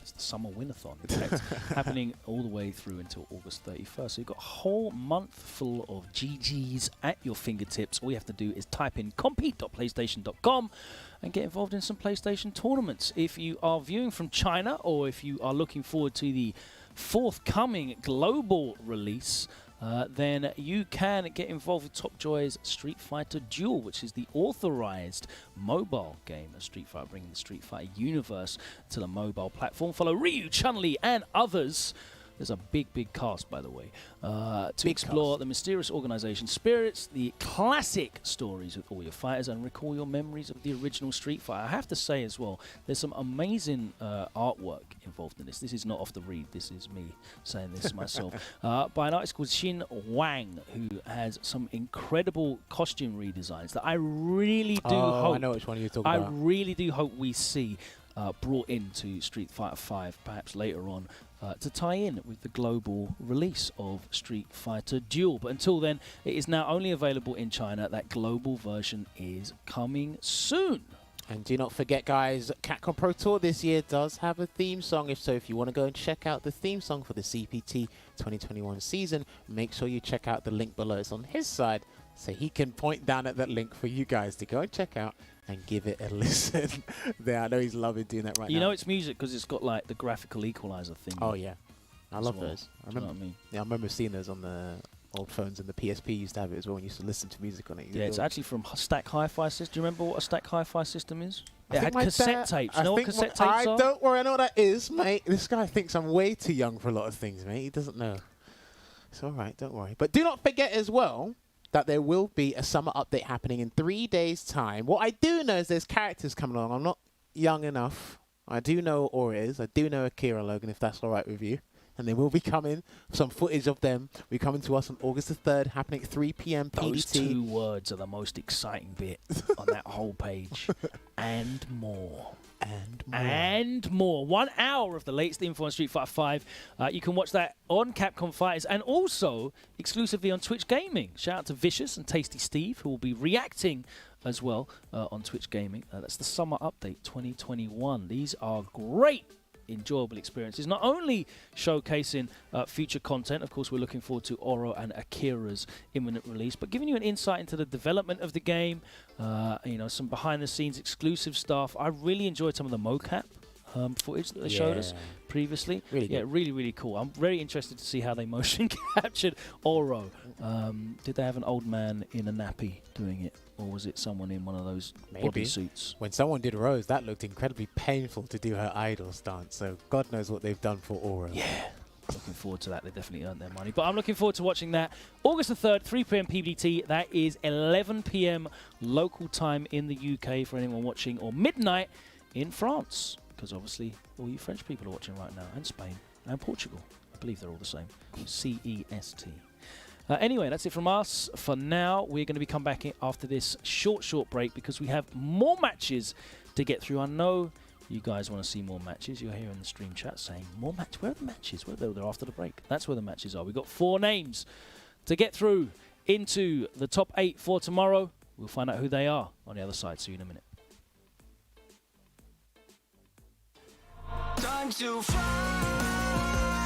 time to fight. Never give up, we won't retreat. The ones who stand after defeat. So fight, time to fight. Glory waits for those who fight. We unite, we are street fighters.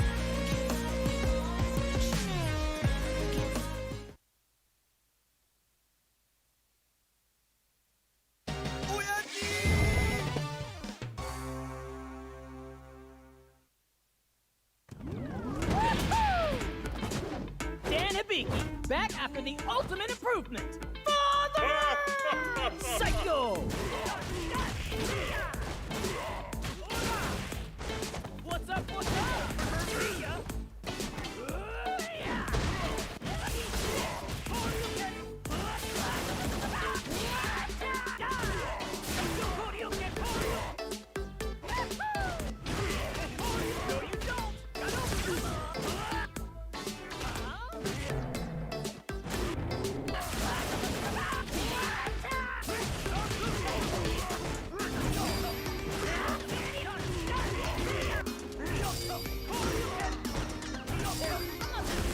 Psycho! The legend has now begun. Burn this in your memory.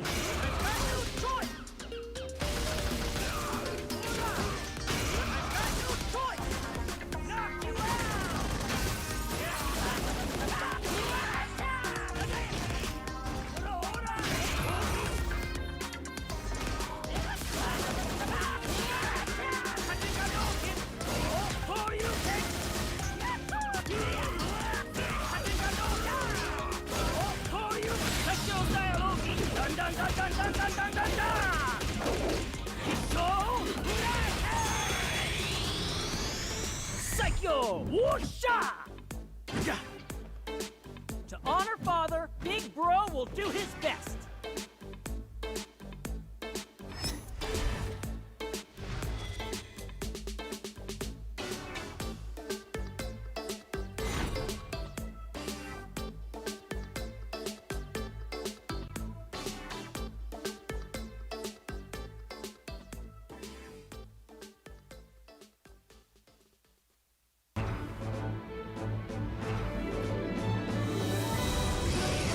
All riders have to strike out on their own.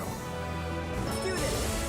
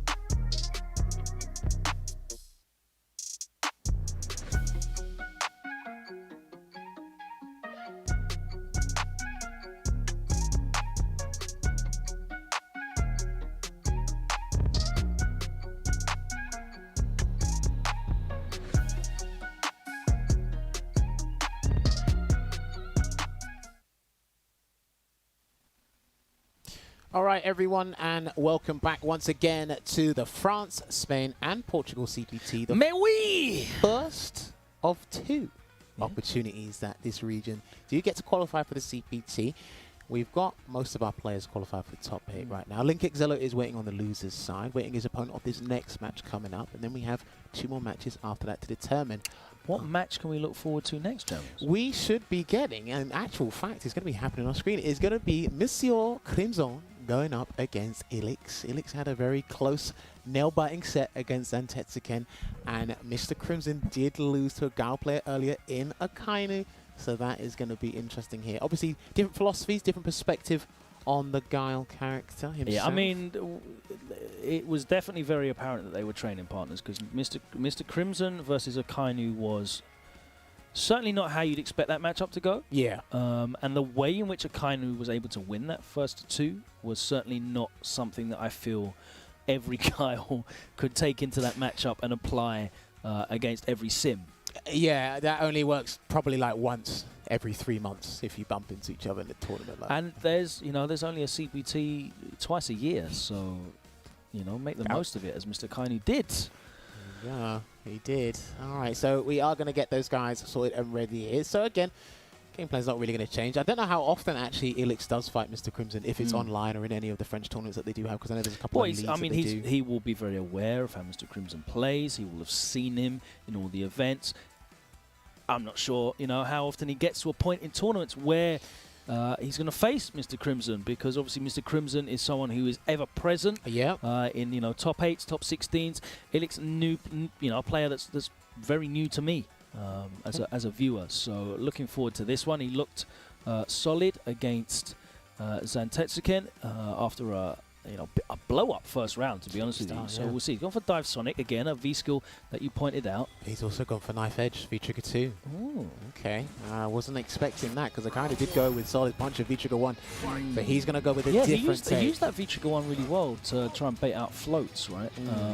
But I guess with Ilix, if he does get in, that V-Trigger 2 is going to do a bit more damage. I guess he might want to use the projectile from the flash kick as well to help in a couple of scenarios, but maybe Dawson can slide under it, who knows? Gonna get the conversion off of the crouch beating kick. Oh, I thought it was going to connect at the meatiest point. Oh dear. No stun. Oh, there it is though. I thought he was saved after that sweet punish into nothing. Trying to activate V-Trigger here. Good backdash. Good awareness there from Mr. Crimson. Was that a punish again? It was happened last time in the Akainu match with the float jab. Oh, he got it. Oh, he juggled him. Can he throw? Why is no one throwing him? Why is no one throwing him? Mr. Crimson saying, enough of the upside down kicks. Enough. Oh man, this is brilliant. I'm telling you, just help me help you. Just grab Crimson once, and then it will change from there. That was an unsafe drill kick. So he's going to get the conversion there. Ilix can go back to neutral there, throwing out those booms. Mr. Crimson trying to navigate his way through this projectile game, but gets a throw. There you go. Just work with the throw, take the damage. Another unsafe. Oh, that looks safe because he didn't get punished there. That was a 4-frame. Doesn't have a 3-frame blind. That was a plus drill kick. Lovely spacing on the drill, but Ilix was not there to take that pressure. He gets out. Activates V-Trigger. Oh, wow. And again! Dude. Yeah, Mr. Grim's like, I've had enough of these guys. I've had enough of these guys. Throw me. Just throw me. Or at least frame trap me. You know what I mean? But throw me. None of this ridiculous, slow as hell upside down kick malarkey. I'm not having it. Not today. He does delayed jab, or he'll tech if he definitely feels he's going to throw him, but no one's throwing him. Like, you all want to do something extravagant. He did it again. There you go. Dump him on his head. Just when you get him in the corner, throw him. All right, there you go. Gets the pressure in the gale. He tried to flash kick there. There we go. If in doubt, do it again. We ain't got no bar Nice now, end to end. Lovely. Okay. Activation. No, too far away. He's going to pop out the burner in a minute. Is he going to wait? Oh, that nearly connects at the tip there. Didn't spend the bar on the EX Yoga Flame. And that's going to be spent it there to close it out. My channel points are looking super safe right now. This was a fantastic investment for me. I'm looking forward to cashing out. Hey, I man. wonder what I get. You're a true businessman in every sense of the word. Nice. He's trying to upside down kick again. He's not going to give up. Jumps out. Oh, he slid and all corrected to put the other way. Luckily, he didn't get caught by that jump and light kick there. Flash kick. Oh, no. Interesting response to the block jump light punch. Activates. Back throw. Or frame check. And we wait. You're spacing it out. You're going to have to go in eventually. What you're doing here is you're basically helping Crimson win the game. Wow. That wasn't even going to touch him. That was brilliant. Another Nice. Hard read. Oh, no. Thank Doesn't you. matter. Get back throw. Thank and again. you. Meaty him. Meaty this man. Keep him there. Plus on block. Oh! You know what isn't an upside down kick? Walk up crouching medium punch. Well, I'll tell you what. He's listening. Because we did say, just throw the man. He'll take a couple of grabs. You have to change his way Or of shut thinking. the door. With these delayed jabs, like you said. And he tried to challenge there after that was an open situation. I have to say as well, he's been really fortunate with these flash kick reads. Yes. Because obviously if Crimson teleports, then yeah. But he's committing most of the time to the drill kick. He is so committing to like buttons or drill. Activation at a safe range. You can just hold that. Good slide under, lovely punish, and he was still recovering as well. So left in the counter hit state. He has to hold this here, Ilix. He's going to jump back and try and mitigate the amount of fire damage he takes. Nice cancellation. Don't want to deal with that mix-up. He's got 100, like at least 100 damage and grey life on his bar. But he's going to boom until he can get it, like reduce it as much as he possibly can. That is not coming off anytime soon. Oh my God! That teleport normal did like 250. Ooh! Mr. Crimson closing it out. So, for me, here's what's crazy, right? Because on 3 or 4 occasions, he did the flash kick at a distance. And please, Gao plays using V-Trigger 2. You have to understand this. People would have labbed that to a certain degree. It's like, right, if you're not going to do it as a combo or an anti-air, I'm going to have some sort of answer to counter the projectile that comes out. He slid under it, crouching beating kick, cannon hit a few times. And then he closed it out there with the crush cannon hard kick. You should have registered before. He's like, okay, he's seen this multiple times. I don't feel I should do it again. But I guess in that situation, for me, that's where V-Trigger 1 would have been better. You can still sweep under the 5 anyway. I feel like it didn't help. It didn't help his neutral game, and that's generally what he needed. Because he's just not able to get the jump-ins that Akainu was. His flash kicks were fine. His flash kicks were good. His flash kicks were on point. You can take solace from that set by that. You know, a couple more grabs against, like, you know, players like Mr. Crimson or better. Because you need to, like, change their way of thinking on defense. And he didn't do that enough for me. All right. As we move on, Mr. Crimson moves on to top 8 tomorrow. We will advance to our next match. We've got 2 matches left today. That's it. That's all we have. Will 2-Pack versus Hado Lucky and Nasty Nas versus Kills You. So we have got one of the elder statesmen, one of the OGs in the French Street Fighter scene, well, of the modern French Street Fighter scene. Will 2-Pack, master of the burn kick. He's using a slightly different burning kick technique now, with Lucia going up against Hado Lucky, the Cody. I'm looking forward to this one. A matchup we don't get to see very often. Yeah, so he has been waiting quite a while, and obviously Hado Lucky just came back off the back of a fresh win there against Apopino, and he's going to be probably pretty pleased with that. His setup's working, landed a lot of command grabs consistently. Yep. You know, he got hit by a couple of EXDPs, but that won't deter him. But you know, well, it's a different situation with Lucia, right? Because she hits you with EXDP. It's certainly not the same situation. You know, the post knockdown situation for Lucia is not the same. Only thing, because obviously, as he's saying, you don't get consistent Oki or Oki after that at all. The only thing he has to worry about is if Lucia has 2 bars and V-Trigger, because when she does EX Hurricane Spinner, you have to respect the run into the V skill and to activate. Because if you try and challenge, the kicks will catch you. That's the only thing he has to worry about. That's situational, but then knowing how Hado Lucky plays, it might not even get to that point. Yeah. So we'll only know once we see the match. I think Hado Lucky can go in and pressure a lot more freely here. I'm very interested to see how the neutral game plays out in this Lucia Cody match, because Cody's got some very good neutral tools, right? He's got the slow fireball. He's got some really good spaced buttons, and of course the threat of the Zonk is always there as well. Lucia's got a really, really good low forward. She's got a half-decent fireball. It's not great, but it's decent. It's very difficult to do anything about. You have to kind of hold it with the threat of slide behind it as well. But I just want to see how the matchup goes between these 2 characters. Yeah, for sure. But before that, let's see if we can get those player quotes up to find out how both of these 2... Actually, do we even have players? We don't have them. It's the next round, bro. Do you know, I always keep thinking that they're giving player quotes in between. No. That would have been so sick if they did. No, they're not. You know what? I could ask on Twitter for a player quote. Real quick, you know. My mistake. But yeah, let's see how this goes. He didn't pick V-Skill 2. I thought V-Skill 2 would have been a better pick for Cody in this matchup, you know. Prime Sway, yeah? I know some of the names, Jammers. It's all right. I know you've been learning over the years. You might know more than me now. Or uses the V-Skill 1, gets the conversion of the crush counter hard kick. Oh, the delay, gets the throw. He was too far to get a counter conversion, that's why he dashed. Stun, yeah. Okay. Got the kill regardless. Need to worry about that. I think what the people that have fought Will 2-Pack today, they're definitely taking advantage of the fact he's trying to activate off of a very linear activation with V-Trigger 1. So they just literally... That's a really important part of Street Fighter, right? Knowing what the activation routes are of most characters. Oh, didn't get the level 2. Throw. Well, that was definitely something. Good check there from Hado Lucky. Throw. You get another one, stun. Yeah, that's going to be game 1, Logan. Immediately. Dude. And that was pretty straightforward, I have to say.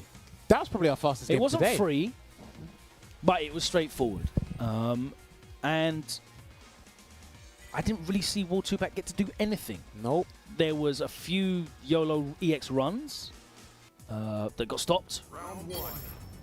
Nothing. Didn't get to see anything. There's not really any neutral being played at all. I was just watching Hado Lucky just pressure. The thing is, for me, watching Will 2-Pack, it's after his health goes past a certain point, Yeah. he's only thinking about one thing, and he doesn't really change it up. And it's disgusting. Well, there you go. He's thinking of one thing, and it's disgusting. Throw him again. I would have thrown him again. Right, he tried. There you go. Yeah, he's getting hit by almost everything. He didn't get hit by the neutral jump. There was no delay throw tech. But everything else, he held that. One of the interesting things is seeing the Tornado going up against the Fireball neutral. He's got way more frame advantage against that, Lucia. Yeah, so...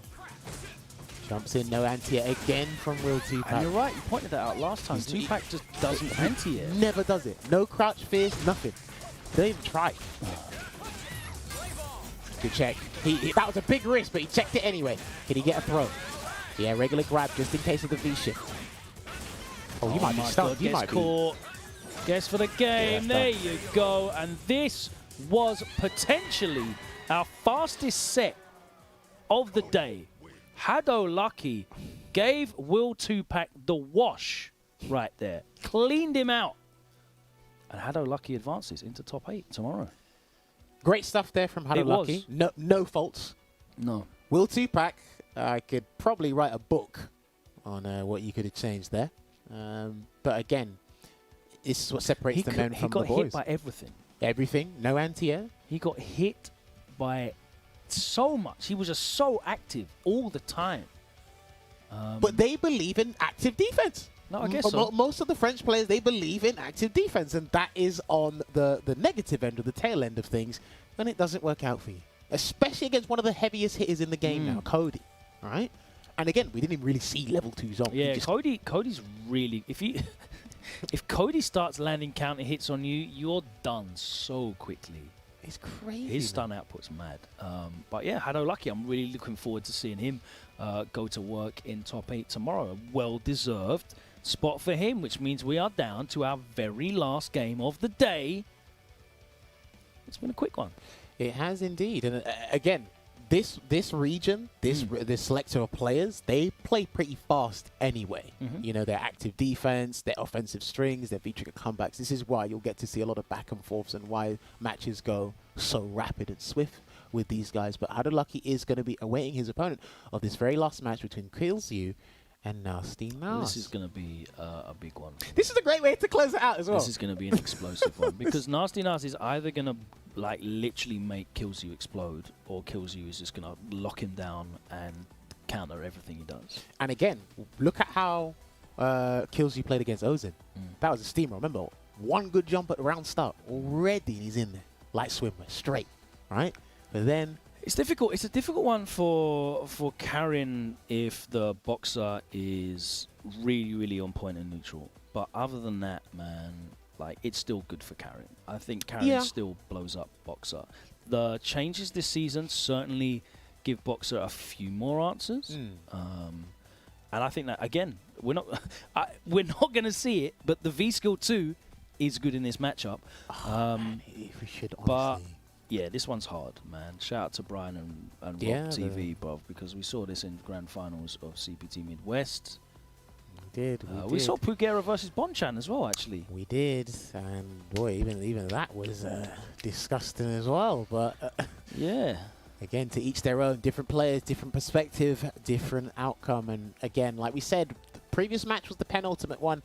But ladies and gentlemen, this is the final one of day 1 of this weekend's CPT. Thank you very much for sticking with us all to the end and enjoying the matches here from the European region. Oh, Logan, he listened to you. Yes. He picked FFB. There is a god in this world. Yes. Believe me, guys, Nasty Nas is so stubborn as not picking that B skill. There's no way that you can lose the game by doing double overhead if you can't do overhead.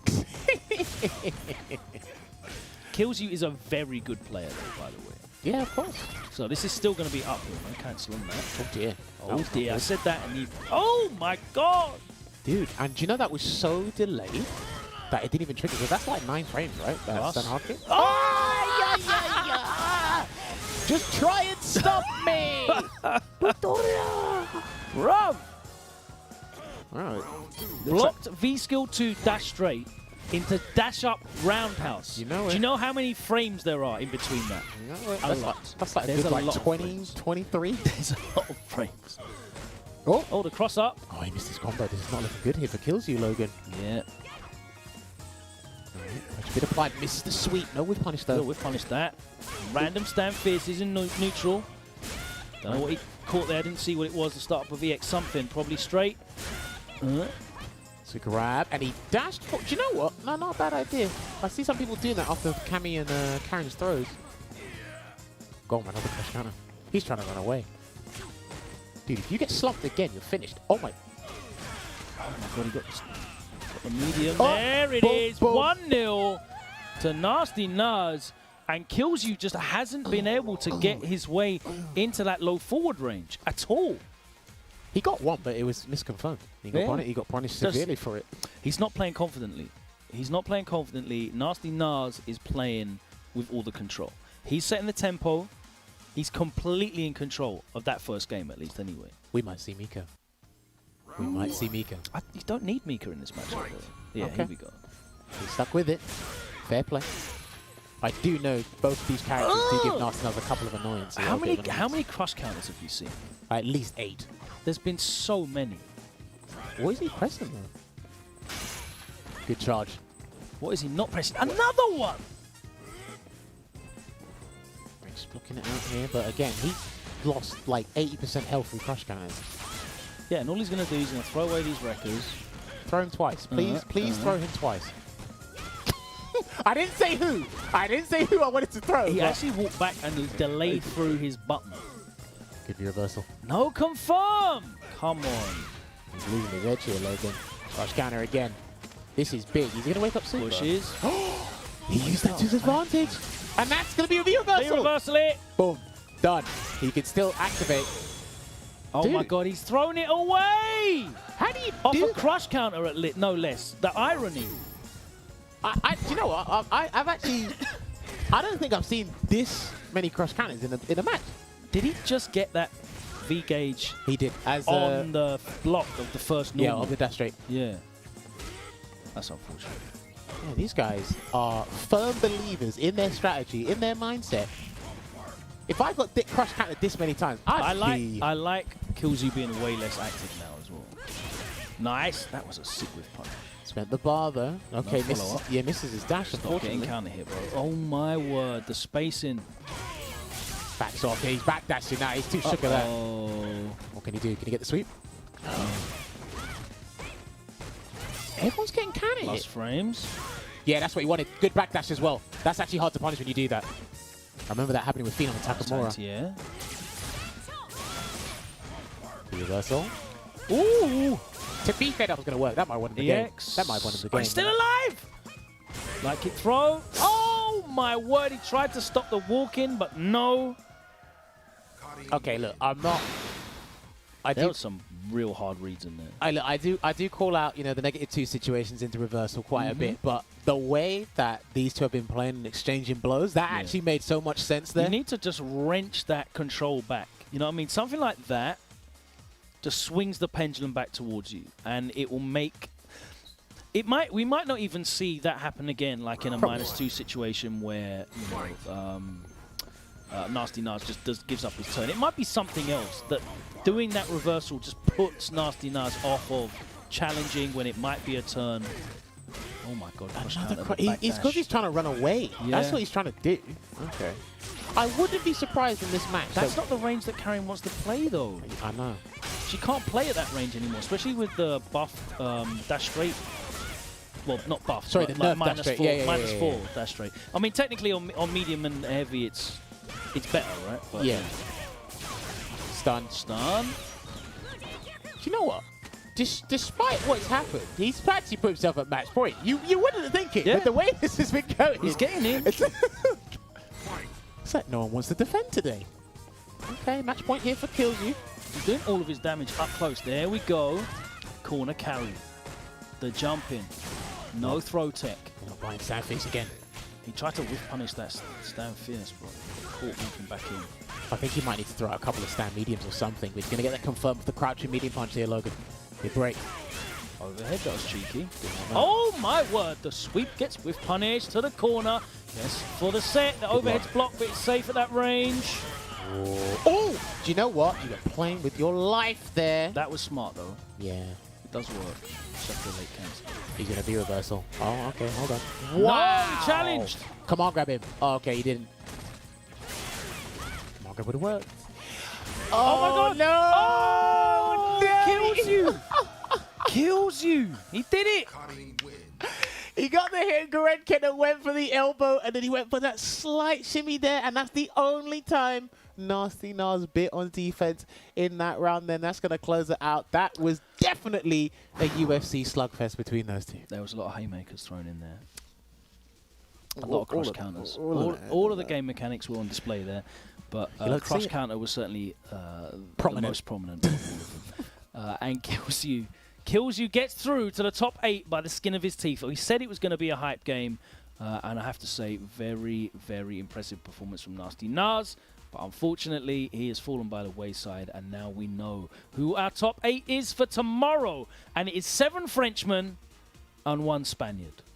Well, sometimes he's been in this situation before. He's been the lone Spaniard here, Vega Patch. And again, this is not going to be an entirely foreign situation to our Fang player here. But yeah, that basically concludes our top 16 matches today. The top 8 has been determined. We're going to come back on the other side and take a look at tomorrow's bracket. But before then, we obviously have to remind you that PlayStation tournaments are happening at this exact moment for the entire month of August, actually. It's the Summer Winathon. So if you're in North America only, this is exclusive to our North American fans watching right now or anywhere. As you come across it, please do head over to compete.playstation.com. If you're enjoying the tournament action here, then start your journey as a competitive player by logging in to compete.playstation.com. You can find out about the Open Series Summer Winathon that's happening all the way through until August 31st. You can indeed. And guys, do not forget, once again, we've got to plug it in. There is a new Street Fighter mobile game available in China right now, and it will be available for global release in the months to come. The date will be determined soon, but you guys can go and check this one out. Great artwork in it. It's something to be playing for. Variety of PvP gameplays and tournaments with in-game rewards to definitely inspire you there to keep on playing. And I know a lot of you like to play your gacha games and all those mobile games in general, so do make sure you check out Top Joy here from China. But yeah, I believe that is going to be us here. But we do have one more segment to do. But as Logan said, we're going to take another esports break. But when we come back, we're going to be talking more about tomorrow's top 8. Give predictions as to maybe who might win the tournament. So guys, don't go nowhere. Go and get yourself a drink. We'll see you in a minute. Time to fly, time to fly. Never give up, we won't retreat. The ones who stand after defeat. So fly, time to fly. Glory waits for those who fight. We unite, we are street fighters.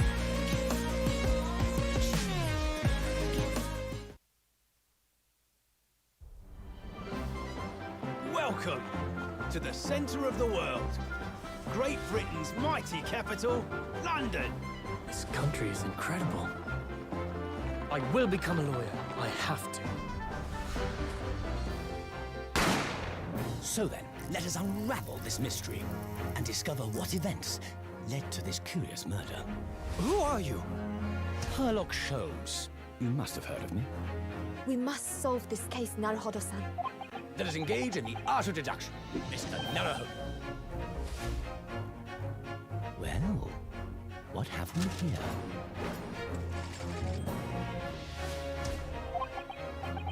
It would seem the truth is now tantalizingly close. The defense demands its right to a cross-examination.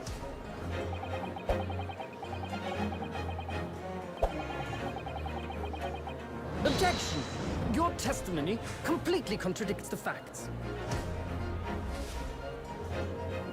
Objection! My lord, with all due respect, this is an outrage!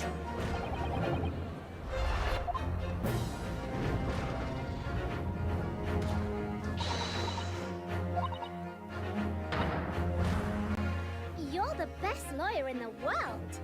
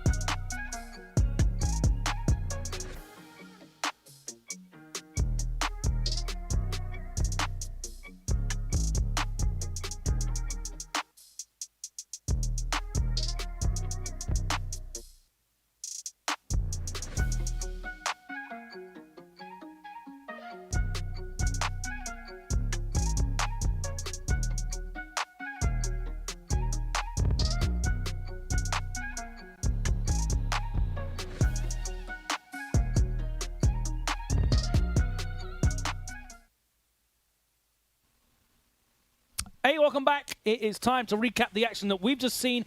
If you just joined us, I'm sorry you missed the top 16 action, but the VOD is going to be available as soon as we go off air, which will be not too long from now. We are going to run down the action that we have seen, talk about how the top 16 formed into a top 8, and look forward at the incredible matches that we're going to be enjoying between France and Spain's finest tomorrow here in the CPT Top 8. Thank you to everyone that has joined us, though, and been enjoying the action. Obviously, myself, Logan, and Jammers here in the studio. Happy to be calling it again. It's been a long time, mate. How you doing? Yeah, it has. Hey, listen, today was actually, I thoroughly enjoyed it. Because, again, I play a couple of these guys online, so it's great to see how they perform in a tournament environment. If they try to autopilot, come up with some new strategies, what was it? But again, we see the bracket right there. This is what's transpired in the winner's side of the top 16 today. Vega Patch overcame Nasty Nuz in 2-1. He actually had a pretty good start there, Nasty Nuz, but just fell short. We had Junior Leo basically steamroll Will 2-Pack in that side to make it that top 8. So it will be Vega Patch going up against Junior Leo on that side. And if we go further down, we had Akainu going up against Mr. Crimson. That was a big surprise for us, right? Definitely. A surprise. Although not so much of a surprise for Mr. Crimson. He was worried about it in his pre-game quote, mentioning that wasn't looking forward to first to two, especially against someone that he trains so often with. There's a lot of variance there. For sure, and then that's what it made the outcome a 2-1 there, so Akainu progresses through to the top 8, and then Luffy basically dominated over Link Excello, so the other side of winners top 8 will be an all one-piece affair. Akainu going up against Luffy. I thought you were going to say an all French affair. No, all one-piece affair, mate. Well, it could be French one-piece, or however you want to call it, but Akainu will be going up against Luffy in tomorrow's of top 8. But if we drop down into the losers bracket, again, number of matches happened here. Spanish team kill off of round 1, but then Froze couldn't make it that far. Link Xelo took it over him to make it a 2-0 to make it to the top 8 loser side. Ilix had a good set against Untetsuken. Great to see some Gil play in the CPT online nevertheless, but then Ilix couldn't continue that performance against Mr. Crimson. Yeah, Mr. Crimson was having none of those upside down kicks. He said, come on, don't try and throw me. Throw me! And in the end, he wasn't able to do it. 2-0, thrown out of the tournament. And Mr. Crimson versus Link Xelo will be one of our losers' top 8 matches tomorrow. Looking forward to that one because I think both of Link Xelo's characters are pretty okay against Mr. Crimson. Yeah, for sure. But then again, those guys are from the same part of France. Again, yeah, it's going to be a player matchup more so than it is a character matchup. Apopino couldn't get the job done, and Hado Lucky was able to advance. And then Hado Lucky just swept Will 2-Pack in a really dominant display. Cody up against Lucia, really just putting the work in. He got in freely. He was able to traverse neutral easily with tornadoes. He was able to get in and pressure in the corner, and Will 2-Pack refused. He was playing like he had a block button, and that block button was not wired in his stick. It was very active defense, I believe is the term. And Hado Lucky is going to go into top 8. Then we had Killzoo against Ozan. It was a dominant display. Killzoo opening the set with a big jump in over the fireball, and it didn't really get any better than that for Ozan, unfortunately. He might have felt like he deserved to be in top 16, but he didn't deserve to be in top 8. He was eliminated 2-0 by Killzoo very comfortably. But then again, against Nasty Nas, living life on the edge there, mate. Squeaky bum time, as they call it in football. Literally, crush counters left, right, and centre. And as Logan did say to us before, to reiterate, I think we saw every damn mechanic in Street Fighter 5 under the sun in that set alone. Again, another set Nasty Nas had a very good start to, but he just fell short at the end there. But then it resulted in Killzoo taking it 2-1, and he'll be going up against Lucky tomorrow. Cody versus Karen. That'll be interesting to see. Absolutely. So, as you can see, your top 8 for tomorrow. There it is. 7 French flags and 1 lone Spaniard. Vega Patch has been on quite a run recently, but is he going to have enough steam to get past all of these names here? Junior Leo, tough matchup for him. If he puts the work in with the Ken, he's going to have to study and find all of the details of that matchup, in which I think Ken definitely gives Fang a very difficult time, but certainly one you need to train very hard to be ready for. Vega Patch absolutely will be ready tomorrow. Akainu versus Luffy, that is a historic Street Fighter matchup now, one that we've seen literally for years and years and years. I'm looking forward to seeing these elder statesmen of the French Street Fighter community going at it in winners semi-finals. And then we go down to losers bracket, Jammers. Yeah, we're going to be having Killzoo going up against Hado Lucky. Like I said, it should be Karen going up against Cody. I mean, like I said, Killzoo does have the Mika, but he doesn't really need to resort to that. So that'll be an interesting matchup. So far, Hado Lucky's losers run has been incredible. Can he keep that up and build that momentum for as far as he can go? Heck, he might make it to losers final tomorrow with the way he's been playing today. And then, obviously, our last match will be Mr. Crimson versus Link Xelo. Both players hail from Lyon, France. And unfortunately, one of them has to go home. So Link Xelo is definitely going to have to come up with a strong strategy. I've seen Mr. Crimson make some incredible losers bracket runs in online tournaments, but none have had the amount of pressure that this CPT will have. Of course, there is another opportunity later in the year if Crimson does not win this tournament, because, of course, only the winner is able to make it into Capcom Cup this year. But there is another opportunity.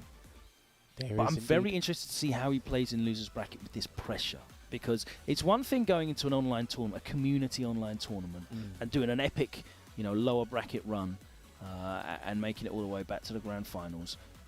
Doing it here in these kind of pressure situations is very, very different.